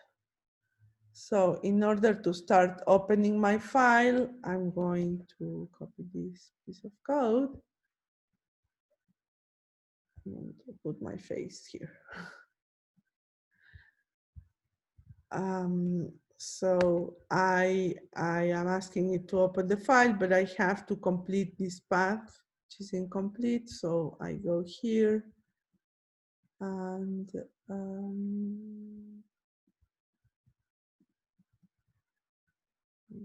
copy this part and complete my path. So again, for those that didn't follow, I am opening a file of type.data, which is a format that we do not know. And I'm opening on read mode from this address. Okay, and recall that you have to complete your address according to the path given here by the first instruction. So I open it and, well, I mean, unless you have an error, nothing should happen. And then we are going, note that it is, the content is now in the variable file. So what we're going to do here is this little program goes through the content of the file and creates a dictionary with the content of the file. And this is because of Python reasons, okay? It's not, there is nothing glorious, it's just because we are using this language. If we were using another language, we would have to do other procedures in order to do this. So again, we run it, and in order to see our results, we are going to print part of this. Note that here we started with an empty data set of top of things, and then we created this content. So now data must have something. Okay.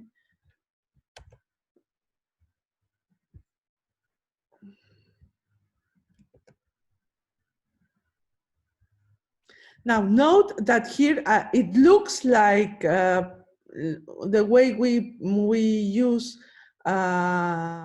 we explore data frames, but it's not a data frame, okay? It's just a data structure that we built that consists of elements, and we are just saying that we are watching its content, I mean the first row of this data structure. Okay, and as you can see, nothing is named. It's just a series of elements of different types.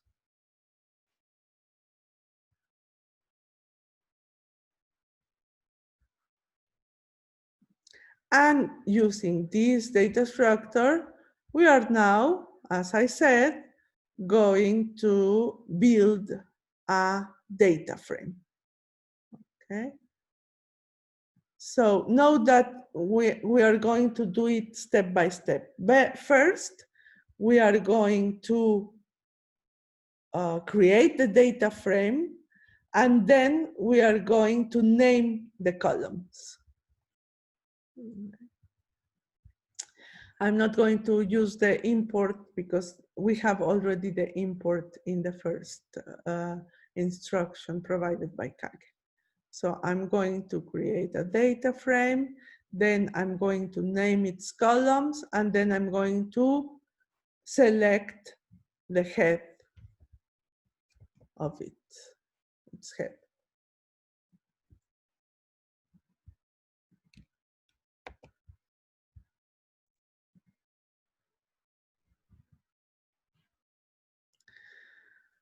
So now I created a data frame, so we know it because we have these indexes here. I named the columns. Note that initially there were no named columns. Now I have my columns named. Okay. And I'm just projecting the head. And the content comes from the data structure that I created here.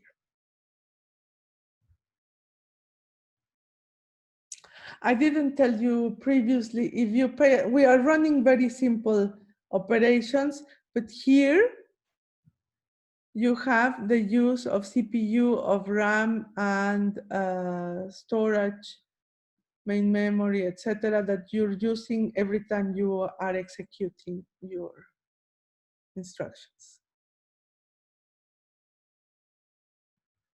So at some point, when you execute, it gets green. Click. But since they're not very costly, it just.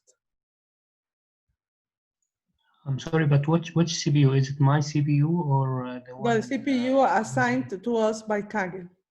We are using the infrastructure of Google. So it's not your CPU, it's the CPUs that are installed in the Google data center that we're using.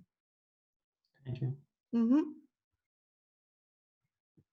Yeah, I mean, from a computer scientist like me, the beauty of this is that we are using all the infrastructure without having, the only thing that we are using in our computer is the fact that we're running the browser and its connection, but there is no data, nothing. We are just working, teleworking with cloud services. So since I am a computer scientist, I find it great and beautiful. And very practical.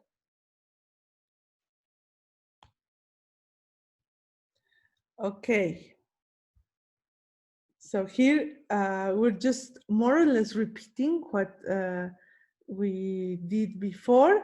And again, we are in the very first part of the pipeline of the experiment, which is getting the raw data with very few knowledge about what it contains, creating a data structure that lets us get the data stored in the file, and then creating a data structure with this content so that we can start exploring it. Okay. Just the very, very beginning with very few knowledge, much structural knowledge that a content knowledge about the data. And the only thing that we can rely on is that someone, in this case it was me, that provided you a context about the data, and you know that these are data concerning professional experience, but otherwise you wouldn't have almost no idea of what it contains, and this is why we have to explore it.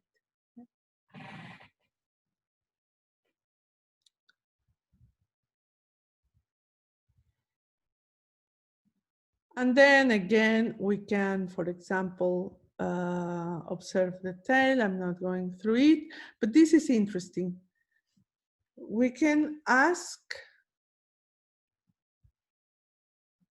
Python, now that we have a data frame, to tell us the shape. So we know that we have 15 columns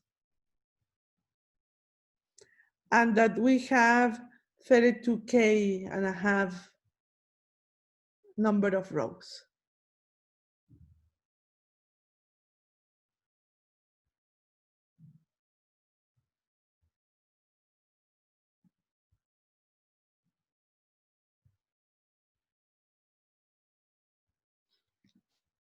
And now we are really going to start preparing the data set. Now, how do we know which is the strategy? Because well, here I'm almost giving the solution, but giving the research question, which is knowing how people evolve professionally by gender, and then eventually, for example, here is also by country. So I have to start trying to have pieces of data that let me know whether, for example, I have enough information in order to divide the data set into gender or into age or into country, okay? So this understanding of the way I am going to explore the data set in order to know whether it can be useful to answer my research question. Because, for example, imagine that I go through my data collection and I see that I have only observations of male professional development. So I cannot answer my research question. How can I determine a gap? Maybe I could determine a gap between countries, or if I have the race, between race or between generations, but never considering gender if I do not have enough data concerning female professionals and male professionals, okay? So my exploration must address the type of, must consider the type of question that I want to answer, okay?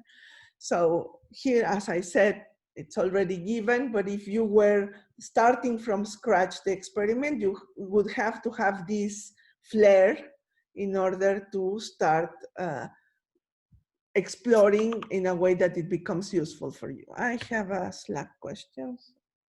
Let me just see.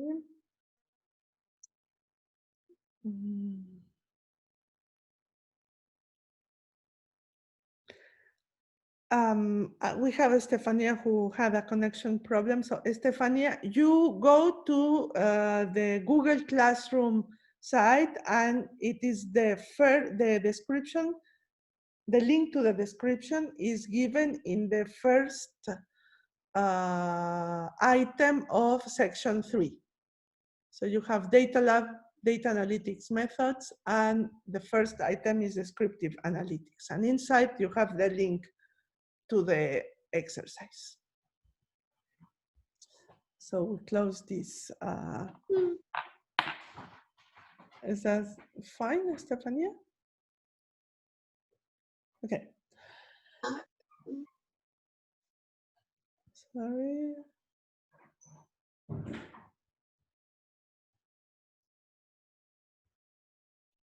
Okay, so I'm going to go further and then I will come back if you have questions. So said what I said previously. For example, I could start exploring my data collection to see how many items per country do I have. Okay.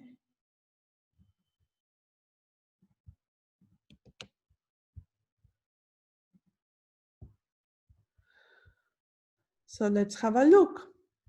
Indeed, our data collection contains information of people working in different countries. And here we have the number of tuples of observations that we have per country.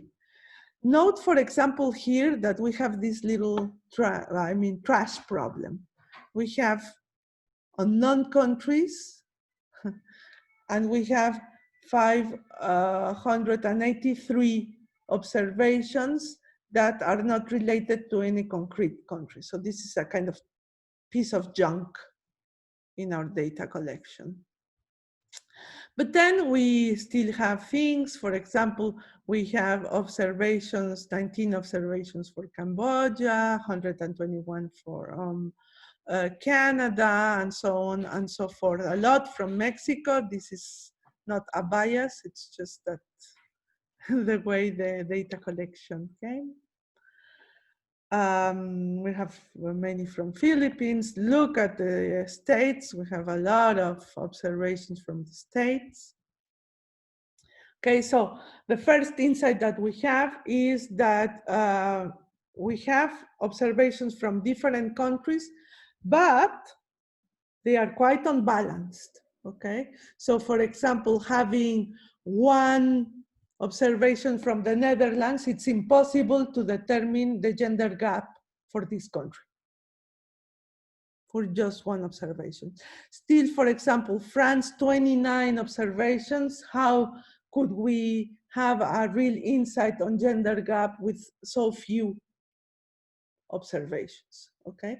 So this is first things first, is to see on which countries could we have representative conclusions about the observations on professional life, okay?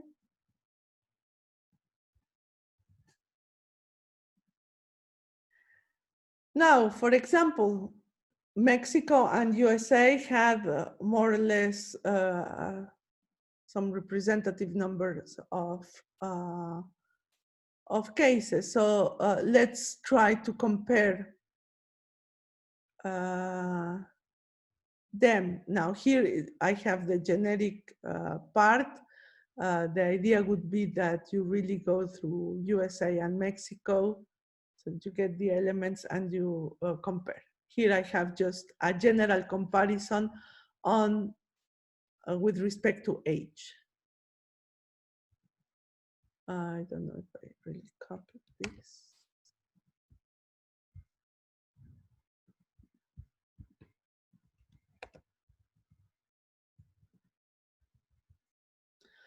So if we considered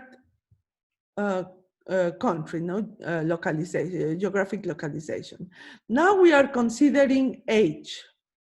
Why? Because we are assuming that depending, I mean, the older you get, the better salary you get. I mean, at least in an Occidental point of view. I don't know if this happens to any society, but here we are in Occident, and in Occident, normally as you get older, you are supposed to have better salaries. Or at least this is the hypothesis we are going to take. So we have ages from 17 to 90 years old, and we have the number of items of this. So we have, for example, 389 people of 17 years. We have 40 people with 90 years, okay? 86, we only have one person. 87, one person. So this is the distribution of observations grouped by age. Again, for example, it would be very difficult to try to see how to compare the salaries of people in this age, this range of ages, since we have very few observations on them. Whereas in the this range, we have a more representative bunch of observations.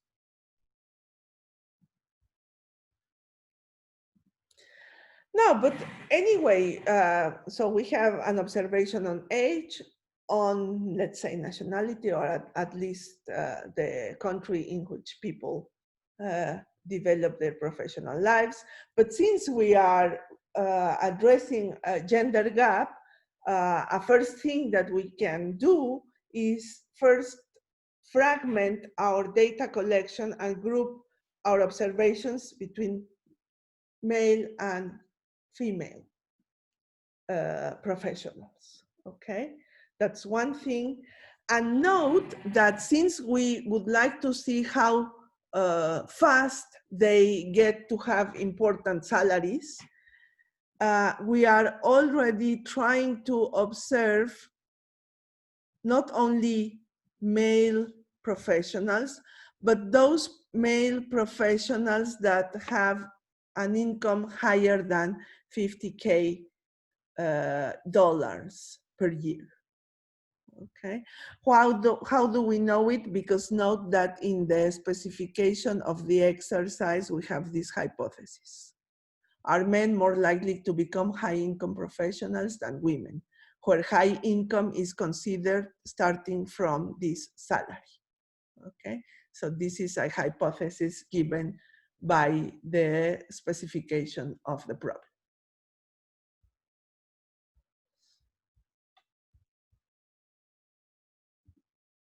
So we are going to have these two groups, a first group only of male and a first group of those male professionals that have high income. And we are going to see how the content look like with this group. Okay, I'm going to divide this, otherwise we're just watching piece of it. To execute this. For example, if we only consider male professionals, we have this amount of observations. So we have information about the professional lives of almost 22K male professionals. And from these male professionals, let's execute this. 6K and a half, more or less, are high income professionals.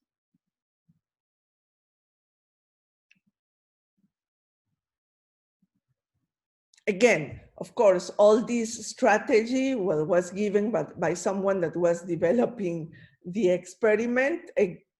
We are just following the reasoning of someone else.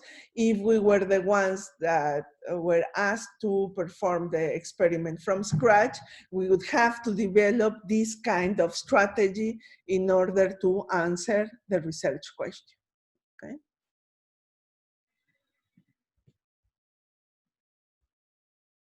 We can do the same reasoning now for female professionals. So we are going to have a look on how many observations about female professionals are contained in our data collection.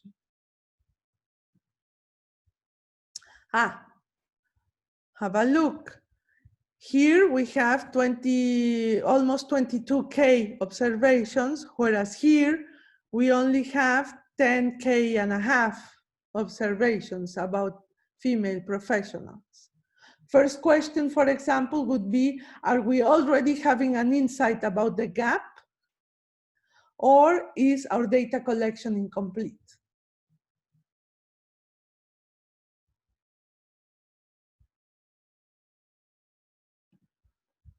And if we have a look from the observations that we have, even if they are quite unbalanced with respect to the number of male professionals,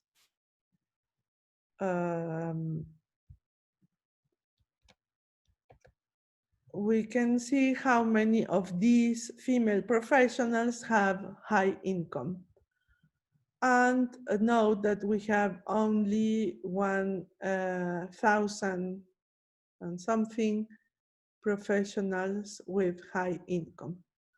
We could reason, for example, if we are not sure whether the unbalanced number of female and male professionals is representative of or not, we could, for example, at least figure out the proportion of high income professionals with respect to the set that we have, and have this proportion here, and then start having an insight that would let us compare without considering this first unbalance on the number of observations. Okay? And again, recall that all this reasoning must be commented within the experiment. Okay? You should, as data scientists that you are now being, comment and see all these kind of observations in order that you can go back and forth, and eventually you might have more insight as you explore the data and come back and say, in fact, observing other elements, I saw that something that the collection is not unbalanced, that there is still a gap, or that the collection is just unbalanced, but we cannot conclude about an initial gap with respect to female and male working communities. And we can have, as I said, for example, I could start computing the rate of people with high income in general, without considering gender, and then having the rate of men with high income and the rate of women with high income, so that I can start having percentages of this. No?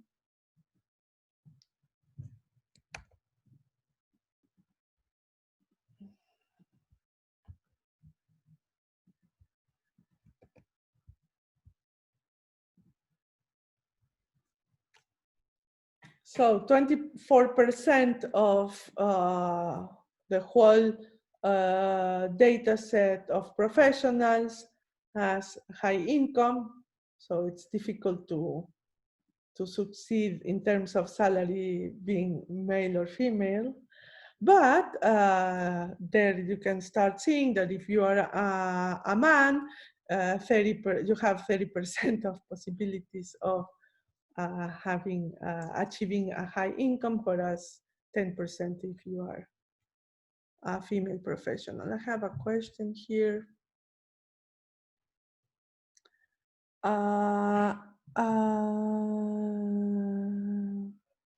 Script.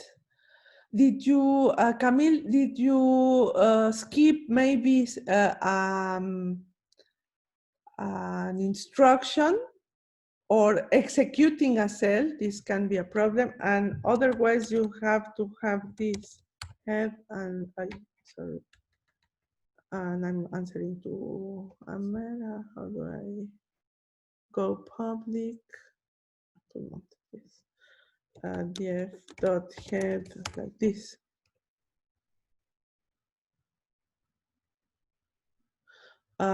Let me just get to a checkpoint, and then I will let people continue with the work, and then I come back to your technical problem.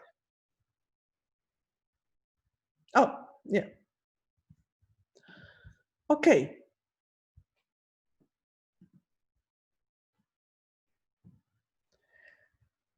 Now, what about the rest? Well, the rest of the exercise, in fact, what shows is how to use different aggregations, in fact, in order to find out proportions, in order to find and start comparing this professional evolution and try to answer the question. So you will play with the mean, with variance, as I said, which are classical measures that we learn in statistics, until by applying all these different mathematical tools on your observations, you can finally get some insight and decide how big is the gap and whether there is a gap and whether it's related with age, with gender, etc. Okay, so this is the rest of the exercise, and of course, I mean, we are doing statistics, so we will use graphic support in order to have a more accessible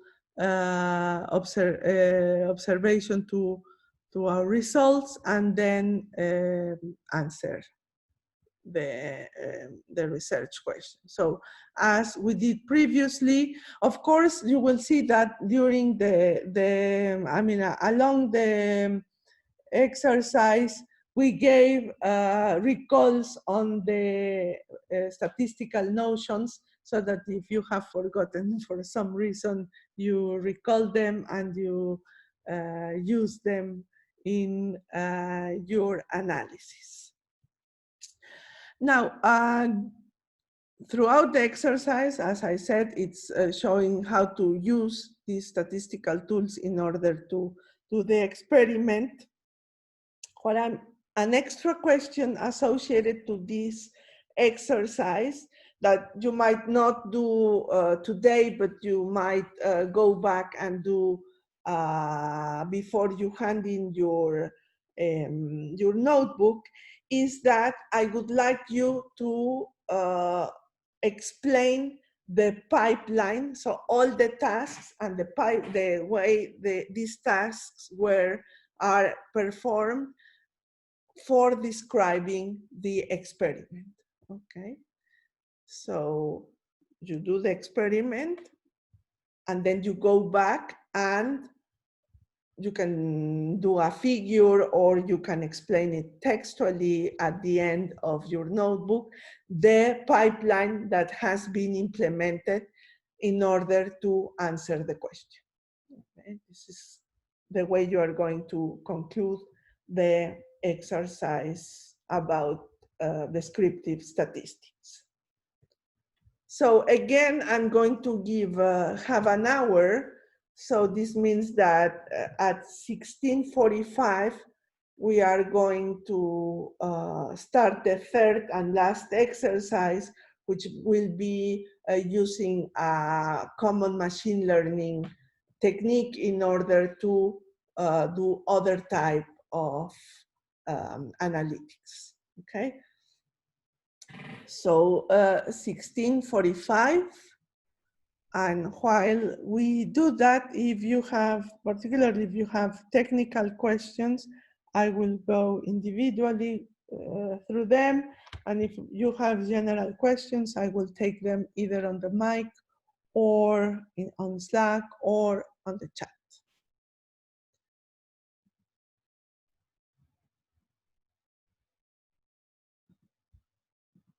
So now I'm going back to Camille. How can we do this? Do you mind if I give you rights to share your screen, and that you share your screen with me so that we can have a look at your problem? Or, okay, so I'm going to, let me play with this a little bit. Well, first of all, I'm going to stop sharing. And then I'm going to grant you permission to share. So Camille, you're here. And then I have to name you animator, I think. Co-animator. Yeah.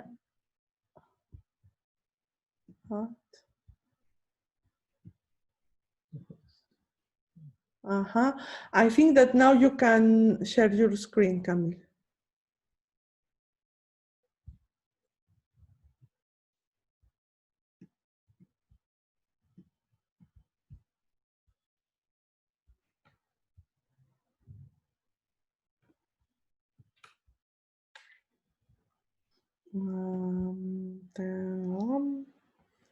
Yeah, it's coming. Coming. Yes, good. Now, I would suggest that you break your code into cells because otherwise this is too complex to follow. So let's start doing this. You're going to create a new cell and you're going to open the file in one cell and then another cell for the data creation and another cell for printing. So if you go to the bottom of this big cell, scroll your screen, yeah, just to the end of the cell. More. Okay, so there you have a plus code. You see? There, plus. Click on it. And now there you have a new cell and you can cut from the, for example, file. No. Just file. Yes. And just file. We're really going to cut them. You can use an and put it there. Okay. Now, okay, so it worked. Now again, after file, you create a new code.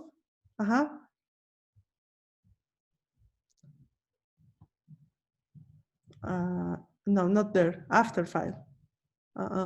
Not there. After file.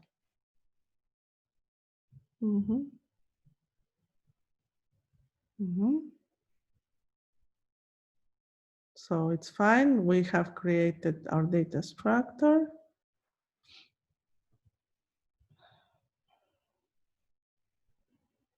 You do not longer need the pandas import because we have already done this before. So you can start from that one, no? So df equal, yes.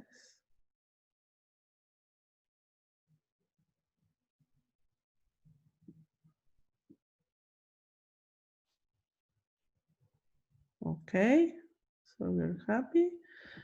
And now let's continue. I think that I know where your problem was, that you have a percentage instead of a dash to comment. But anyway, let's continue. So let's do df head and df tail.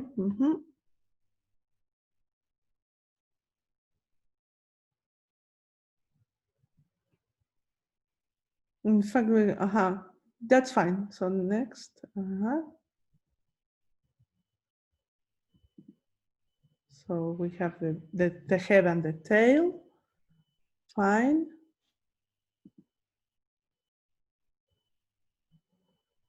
We can have a try with the description.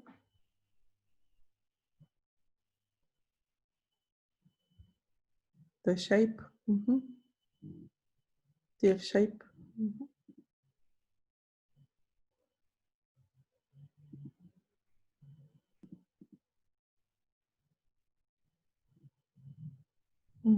And then I think you're fine. You can just put in the remaining cells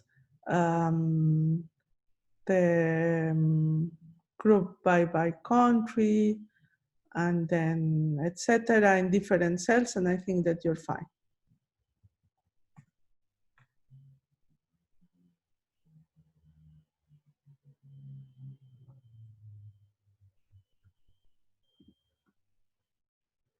I have another message. Okay. I think that we are fine with this. Let me see if I have, I think that I have another Slack question. I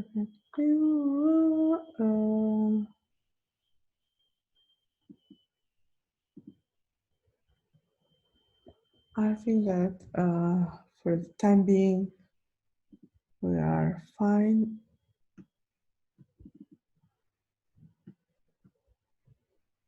And there are no further questions. Okay, so I'm going to prepare my other checkpoint slides while you work.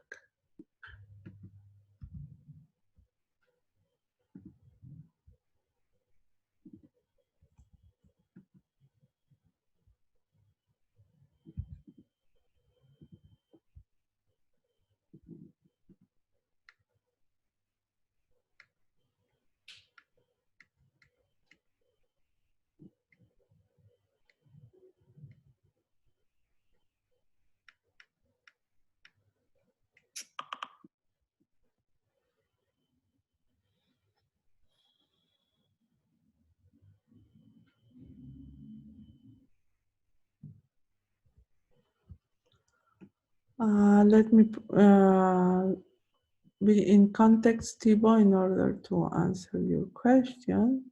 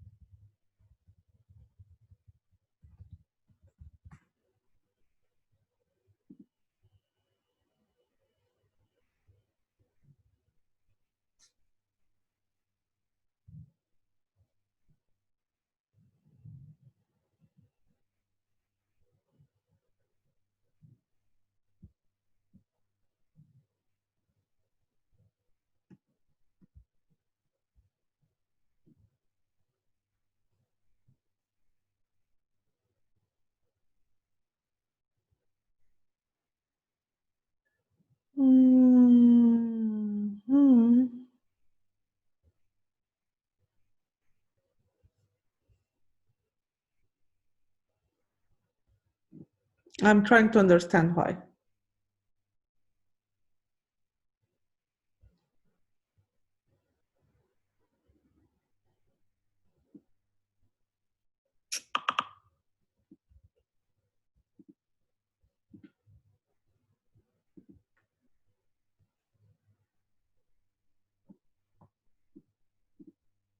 Did you use a 0 or a O?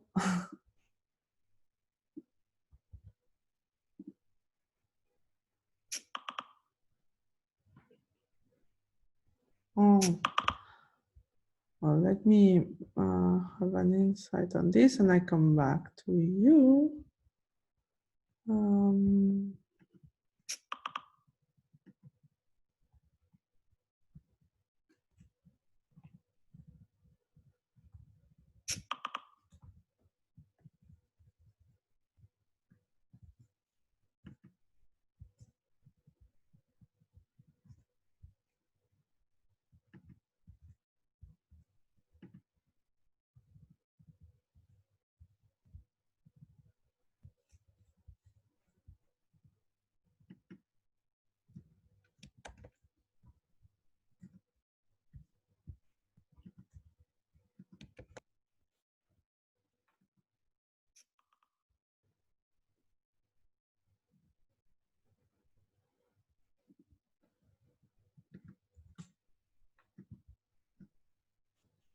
Give me a second and I'm with you.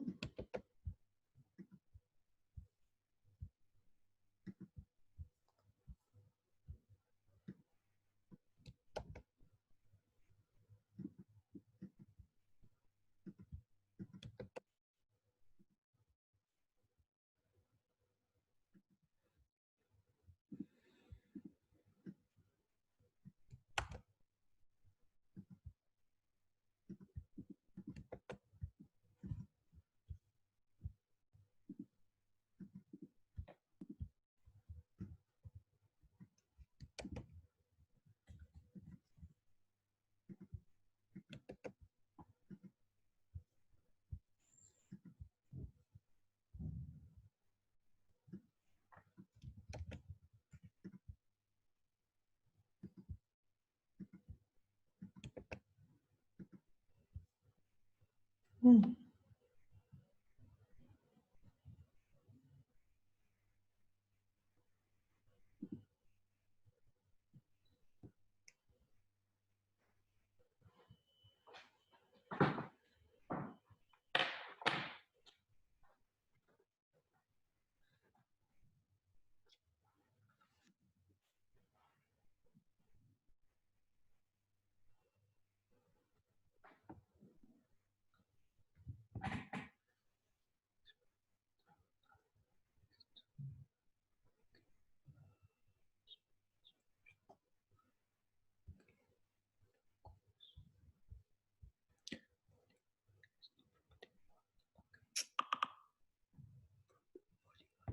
Mm.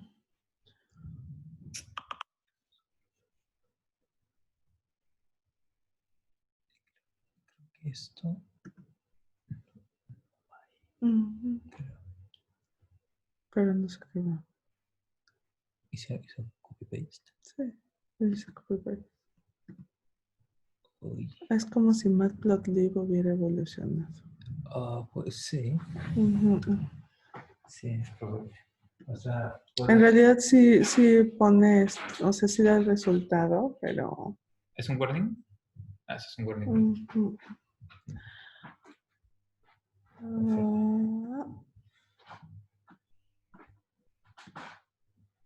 so I am checking the problem of norm. Norm has, I think that it has been deprecated from Matplotlib, so it still provides you the graphics, but it creates a warning. In fact, what you're having is a warning. It's not an error.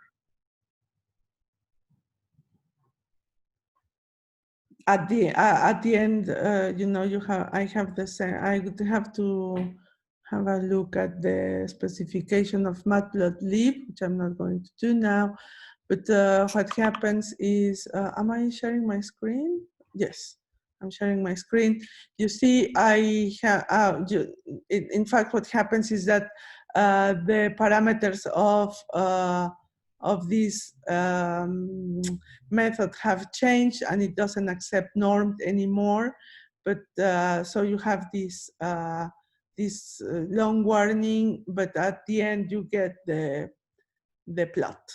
So I'm going to go later on through the specification, and then I will notify, give a general notification on this for all the groups. I have other questions, sorry.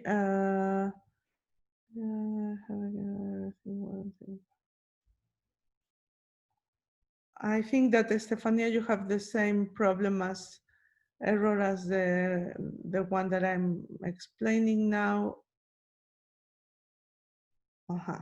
So, yes, in fact, it's the kind of value that you can use. And Thibault is suggesting, has tried with density, and it doesn't provide a warning anymore. So I have other questions here. Yes. Mm-hmm.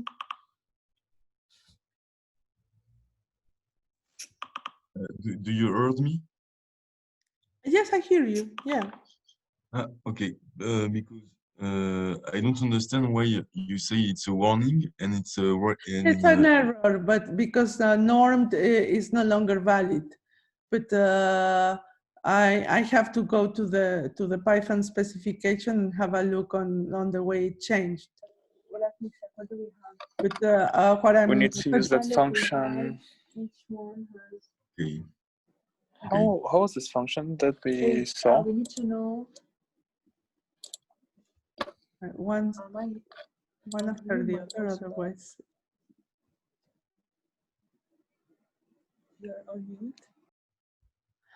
I didn't understand what you said. You know, I have to have a look and see. Well, then the people are suggesting density, but what I will do is have a look at the specification of HIST, and then provide you with the right options so that you do not have this error. but I will do it later. For the time being, since it provides you with a plot, I am asking you to continue with, despite of this error, since you still have the plot, and then I will provide the correction.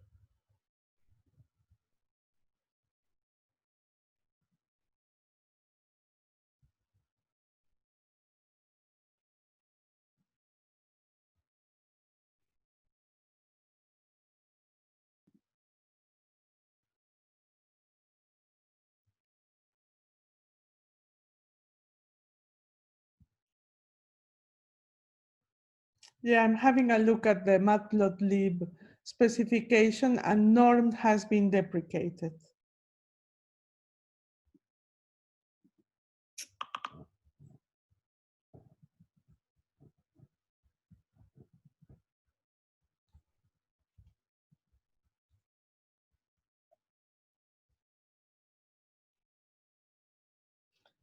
Yes, any norm, because the parameter is no longer valid.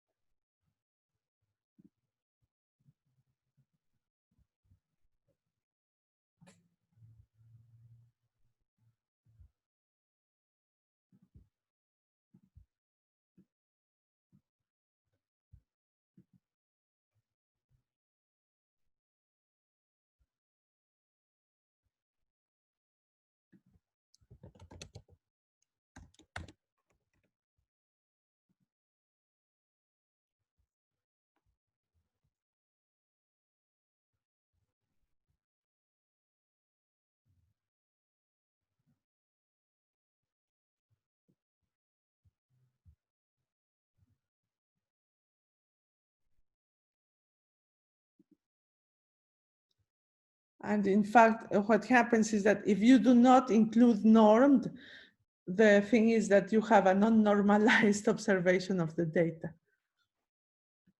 You see, for example, if I do this, well, here I have, sorry, I'm going to share my screen. Share screen.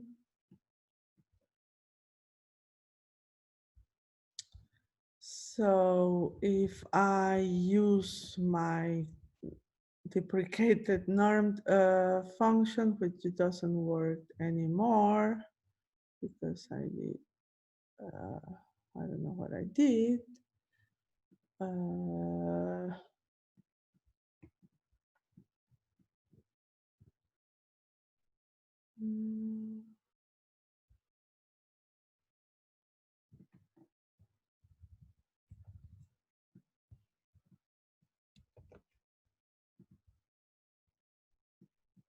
Just 1 second.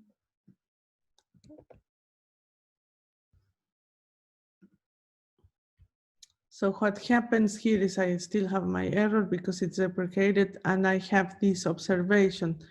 And if I do not use normed, you see I have a similar graphics, but not the one, well, It's taking time because I have connection problems, but yeah, now I have it. You see, I have a kind of a similar graphic, but without the normalized observation. So what I will do, as I said, is I'm going to go through the specification, and I will provide you a way to see the normalized observation of the data.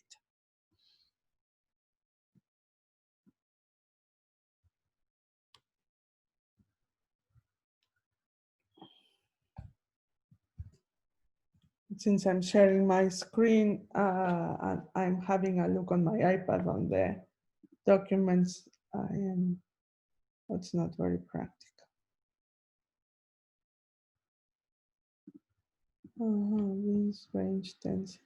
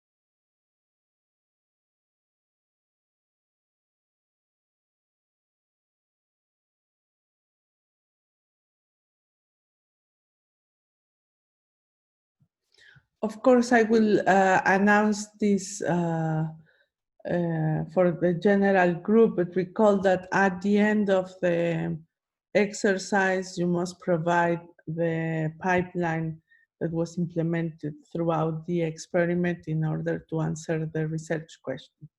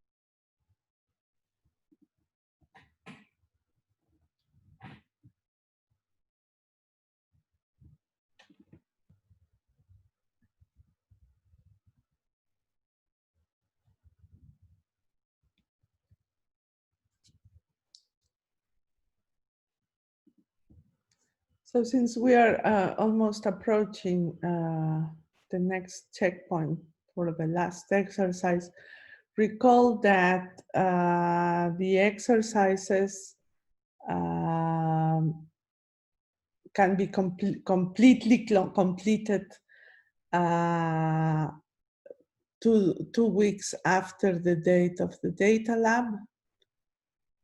So you still have 2 weeks to polish and to finalize the exercises. As I said, I will provide the correction from this for this plotting, and then I will provide feedback on these exercises. Another important thing to consider is that, as I announced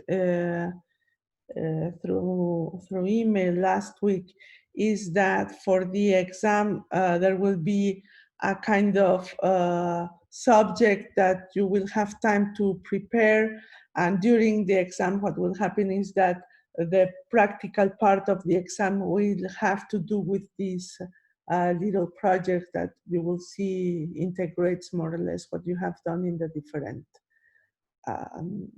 exercises.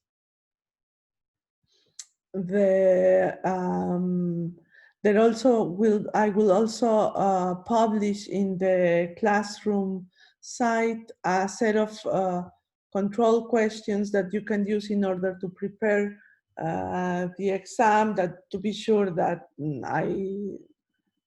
I gave a lot of examples and things like that, but the key concepts that you have to keep in mind. Of course, this is not a questionnaire, so it's just to prepare the content of the exam. That's two important things that you have to be clear about. Normally, the exam has, they assign us 45 minutes. The assignment is proportional to the number of hours that we spend together. And the dates are announced globally with respect to a global schedule by the school. So it is not me that who defines the date of the exam. So be aware of this type of information so that it can be clear for you how to deal with these matters. So we are going to go through the third exercise, and for that I'm going to give a very short explanation about machine learning. Note that this is a kind of course where you have content that you have seen about statistics, about data, about machine learning, but none of these topics are studied in depth, because the important thing to do is show how to use these techniques in order to design data science experiments. So, of course, machine learning is a domain in itself, and you can spend a whole course learning techniques in depth about machine learning. I'm just going to give the elements that we are going to take from machine learning in order to apply them to data science experiments. So the general purpose of machine learning is coding programs that automatically adjust their performance in accordance to their exposure to information in data.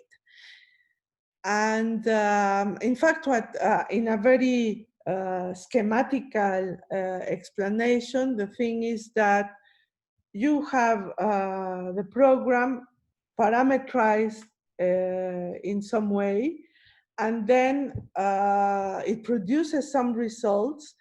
The results are evaluated, and if they not cope to specific expectations, assessment expectations, you recalibrate the parameters, and then you hope that you obtain better results. And this back and forth of calibration and results evaluation can be stored in logs so that a program eventually can have insight about this calibration and can make decisions on how its parameters must be calibrated to obtain good results. So, you know, it's a kind of back and forth process, and that it's called automatic learning, machine learning. So in fact, this is the general principle, as I said, in a very schematic explanation. And in fact, it is a set of techniques that can be grouped into 3 families. The first is what we call supervised learning. In this case, algorithms learn from a training set of labeled examples and then try to generalize the situation with, and that can be applied to new possible inputs. For example, the classic example is that I show the algorithm several examples of what is a tree, an image of a tree, and giving a set of variables. And then when a new image comes, then if the program is able to say that this is or not a tree, then we can estimate to which extent it can determine whether this is a tree or not. Then you can say that that the program has learned or not. Okay, so this is, you have labeled examples, and then you train the program so that when a new item comes, it can determine whether the new item belongs or not to a label. Then you have unsupervised learning, that is the opposite situation. You do not have any idea of how to label a set of examples. You have unlabeled set of examples, and then applying different strategies, you are going to have insight about what this set of examples contain. So you can create classes, you can create clusters that show a possible understanding on the set of examples that you provide as input. And then reinforcement learning, which is that depending on the type of result that you obtain, you are going to calibrate, you're going to reinforce a set of parameters, and by iterative reinforcement, you are going to get an algorithm provide acceptable results in order to identify or to classify some situation. So again, this is a very rough description of the whole complex domain of machine learning, but well, it's just that you can identify where to put the exercise that we are going to perform in this lab. We are going to use an unsupervised learning algorithm in order to classify a set of data items and try to identify outliers. So it's a very simple way of applying an algorithm, a classification algorithm implemented under the unsupervised learning approach to address a very common problem that we have to address when we define experiments, which is, again, it belongs to the data preparation part of the of an experiment, which is determining whether values that get out of the community are really outliers or not. So the objective, precise objective of unsupervised learning is find hidden structures in unlabeled data. The idea is, sorry, Siri is very intelligent. So what we will normally get as input is data items with several, represented by several variables. So as the way we have been doing in our previous exercises, and we are going to use all the variables or a subset of variables in order to define groups. Okay, and these will be using different techniques, statistical techniques, for example, or geometric techniques that will be used in order to determine whether some element belongs to a group or not.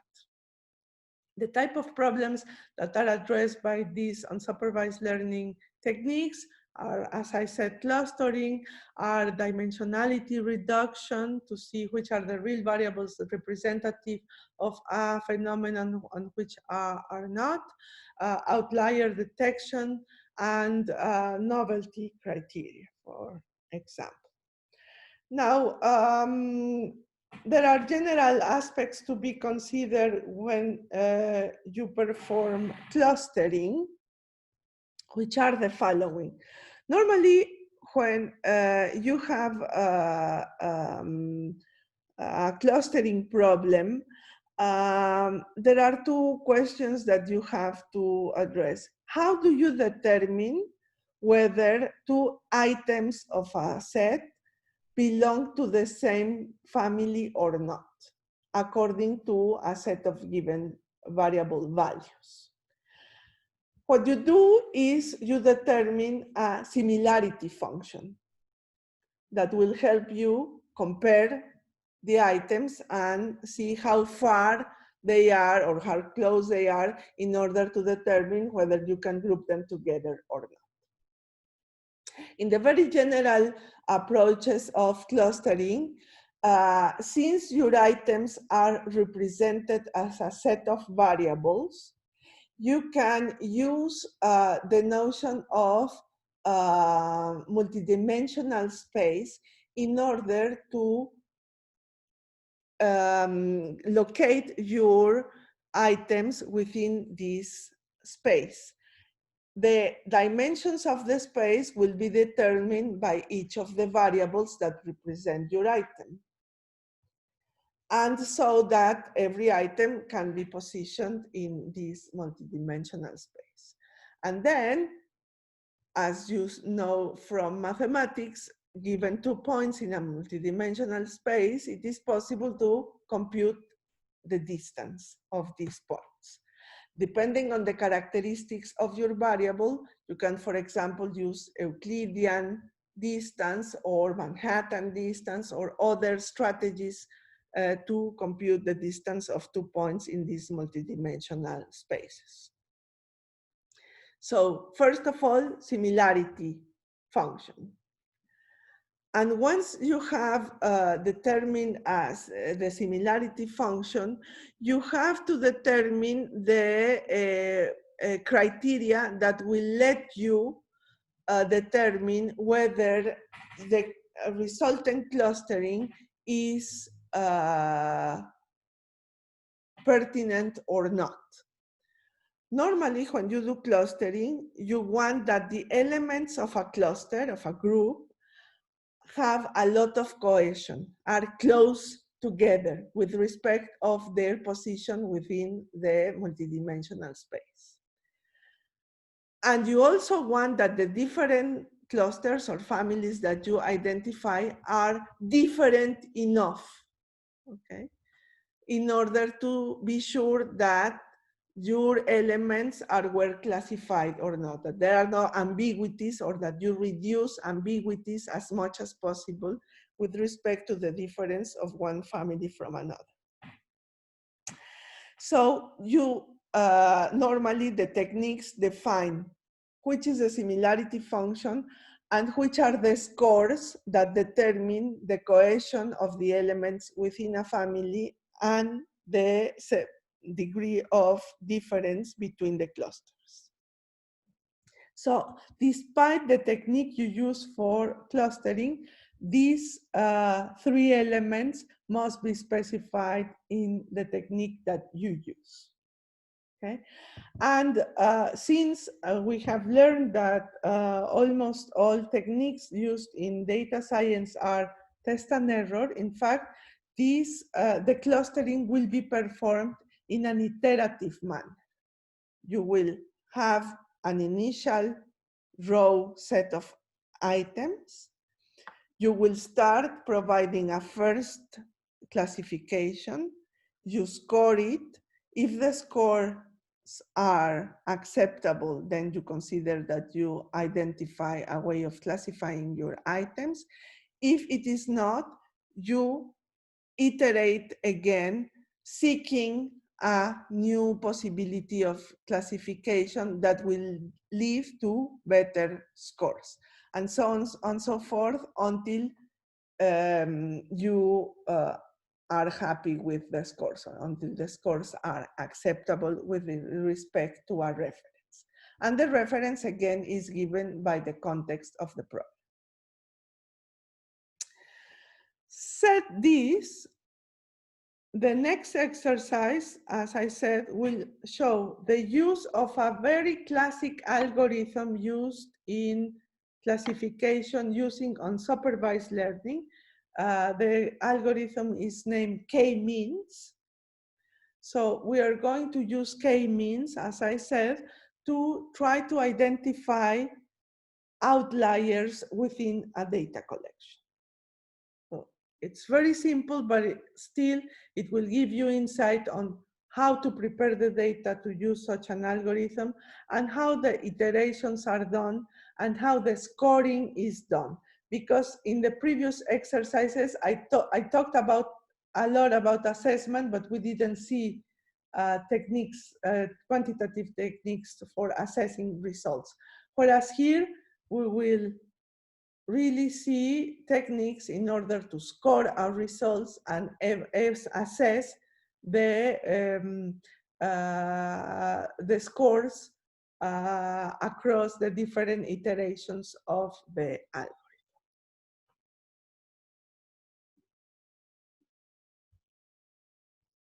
So I'm going back to my. These slides are already available in the site, and what happens is that they do a wrap up on the results that you will get in the scores, in the exercise, sorry. So they are there for background if you miss something in the exercise. So we're going to the third exercise, which is unsupervised learning. Now you are getting to be experts on the exercises, because you will have to do the same, create a new notebook. Sorry, I forgot to start so that you can see me. You will have to open a new notebook, associate your data as we have done in the previous exercises, and then perform the exercise. Just some comments about it. The exercise starts introducing the way you can score a clustering result. And once it explains how you score the result and which methods you can use in Python for scoring your results, then you really get to the use of the algorithm. So don't be like confused about a huge part of the first part of the exercise where it explains the scores and how use Python methods for doing this, and you never see the classification, and then classification comes after a little bit late in the exercise. And in fact, it comes in 2 steps. It first introduces the algorithm. So it's on section 2.3 that it really describes the steps of the algorithm. It has an example on how the algorithm can be used, and the real experiment that you have to perform and that you have to solve in the sense of experimental science is given until section 3. The objective of the analysis is to determine educational level in Europe. Okay? So it's to classify countries with respect to their educational level, and the data are from 2002, sorry, and 2011 across different countries. And the idea is to compare how well people do with respect to education level. But as again, the real experiment is in section 3. The previous explanations are to introduce the scores and to introduce the use of the algorithm k-means using Python.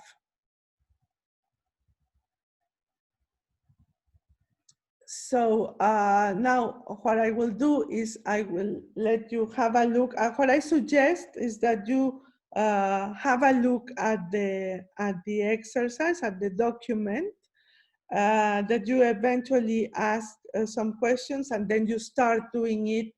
In fact, what will happen is that, as in the previous data lab, you will have these 2 weeks in order to complete all the exercise and hand it in.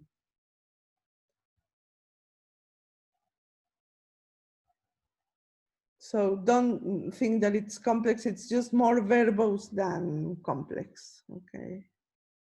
It explains a lot of things, and this is why you look at a long document. In fact, few things have to be done, and it's more understanding on the different ways of using Python to perform this analysis. So I let you smoothly have a look. I'm here to answer questions, and you can start doing the first part of the exercise, and then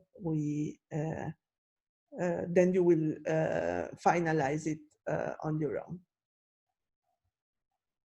Meanwhile, I am having 2 questions. So then you have 2 weeks to hand in all the exercises, complete all the exercises that we did today, including this one. So this means, let's have a look at them on the calendar. A month. So this means that you have until the 2nd November to hand in everything polished, I would say. We have to complete all the points of every exercise. Yes. It's complete. Okay.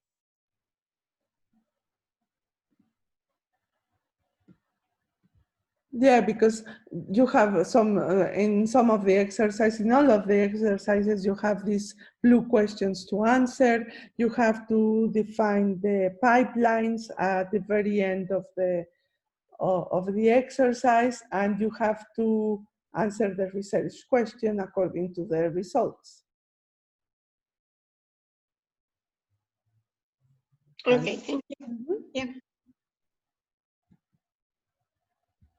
I have another question, but Um, um, yes, you can use density, but the idea of using normed was to provide a normalized graphic of the content. In fact, the HIST method has a lot of attributes. Here we just used a subset of it, and one of them was normed. So what I have to look at is to see a new version and how do we get the normalized graphic of the content of the result. Otherwise, of course, with density it works, but given the exercise, it doesn't help a lot to have density and not to have the normalized graphic of the content.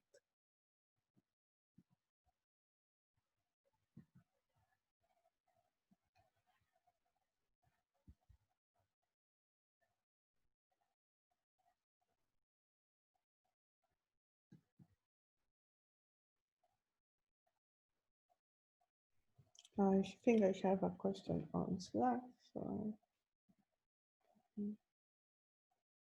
have a look at it.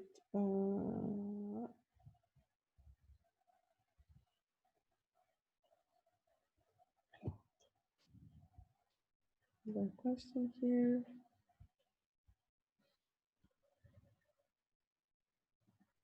Yes, of course, there is data to import. So this time I was not very pedagogic and I just left you on your own. Let's have a look on it just to get started. So you have a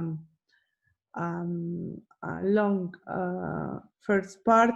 In the first part, you don't have to retrieve any data because it only shows you the principle of computing different scores related to the type of algorithm we are going to use. So here it's rather more understanding the type of parameters that and the parameters you have to provide in order to determine whether a score is acceptable or not. So in the first part, you don't have to import any data set. It's just until section 3, I think, yes, section 3, where the real experiment starts, and there you have to retrieve data from the data collection. So it's until here, sorry for scrolling so fast.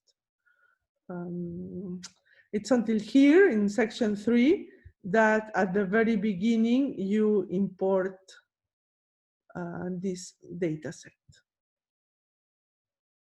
But previously you do not need any data set.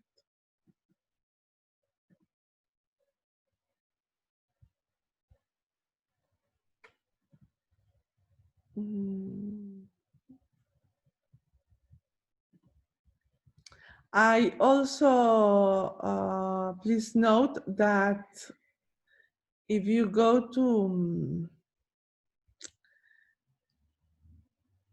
this option in any of the exercises, you have frequently asked questions here. Have hands-on and frequently asked questions. And if you click here,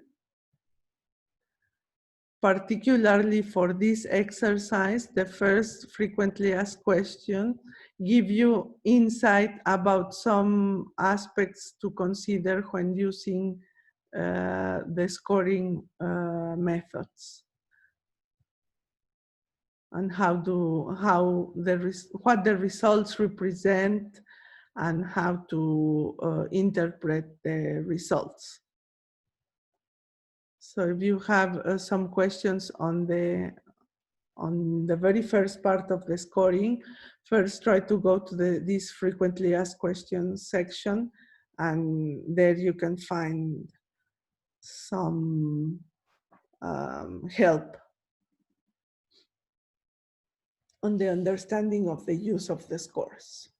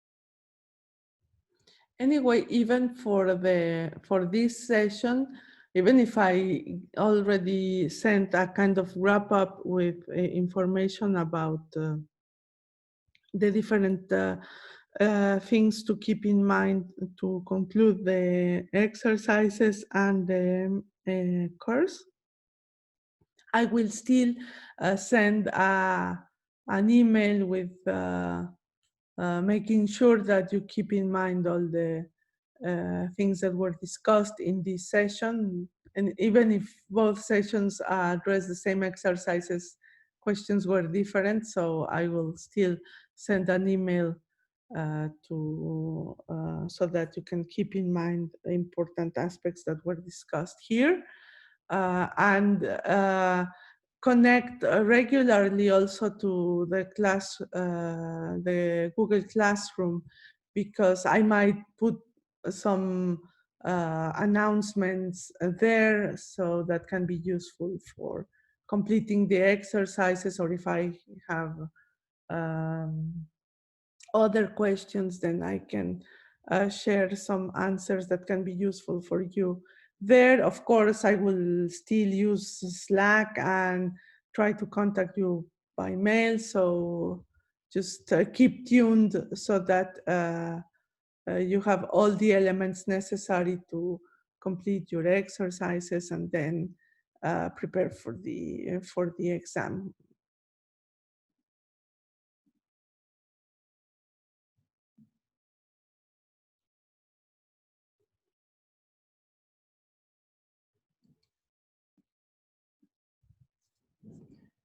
And since we didn't have a break, a coffee break today, I'm still going to answer one question.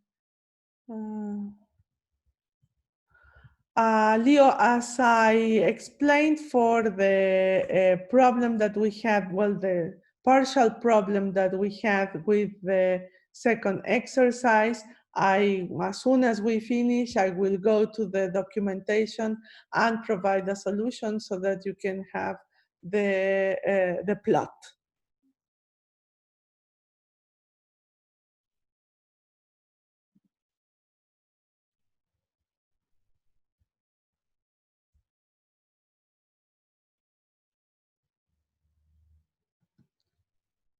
So I don't know if there are further questions. I was saying that since we didn't have a break today, I am going to close the session now, but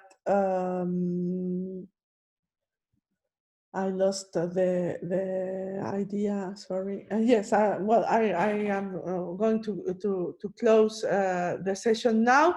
I just wanted to thank you for your attention, your assiduity, particularly in the lab. The data lab is quite challenging because it's technical aspects, and sometimes it is difficult to follow people just writing code and going back and forth on Windows and browser and so on and so forth. I think that you have now a very general idea of what is being done, in what type of tools you can use for doing data science. Of course, this is a whole domain, and I'm sure that during your master and professional life, you will have the opportunity to address interesting problems, but at least you have a general overview of the tools and the possibility of externalizing, which I find very interesting, since this makes many different technical issues transparent and lets you focus on the real problem, which is designing an experiment and providing results on research questions. So thank you very much for your attention. I wish you all the best for the master, for this non-normal experience in your education, but I'm sure that you will end up with successful results, and I wish you all luck and bonne continuation, as we say here in France. So with this, I'm going to close the session. And again, do not hesitate to contact me through all the channels that I have made available so that we can continue interacting if you require it. Thank you very much.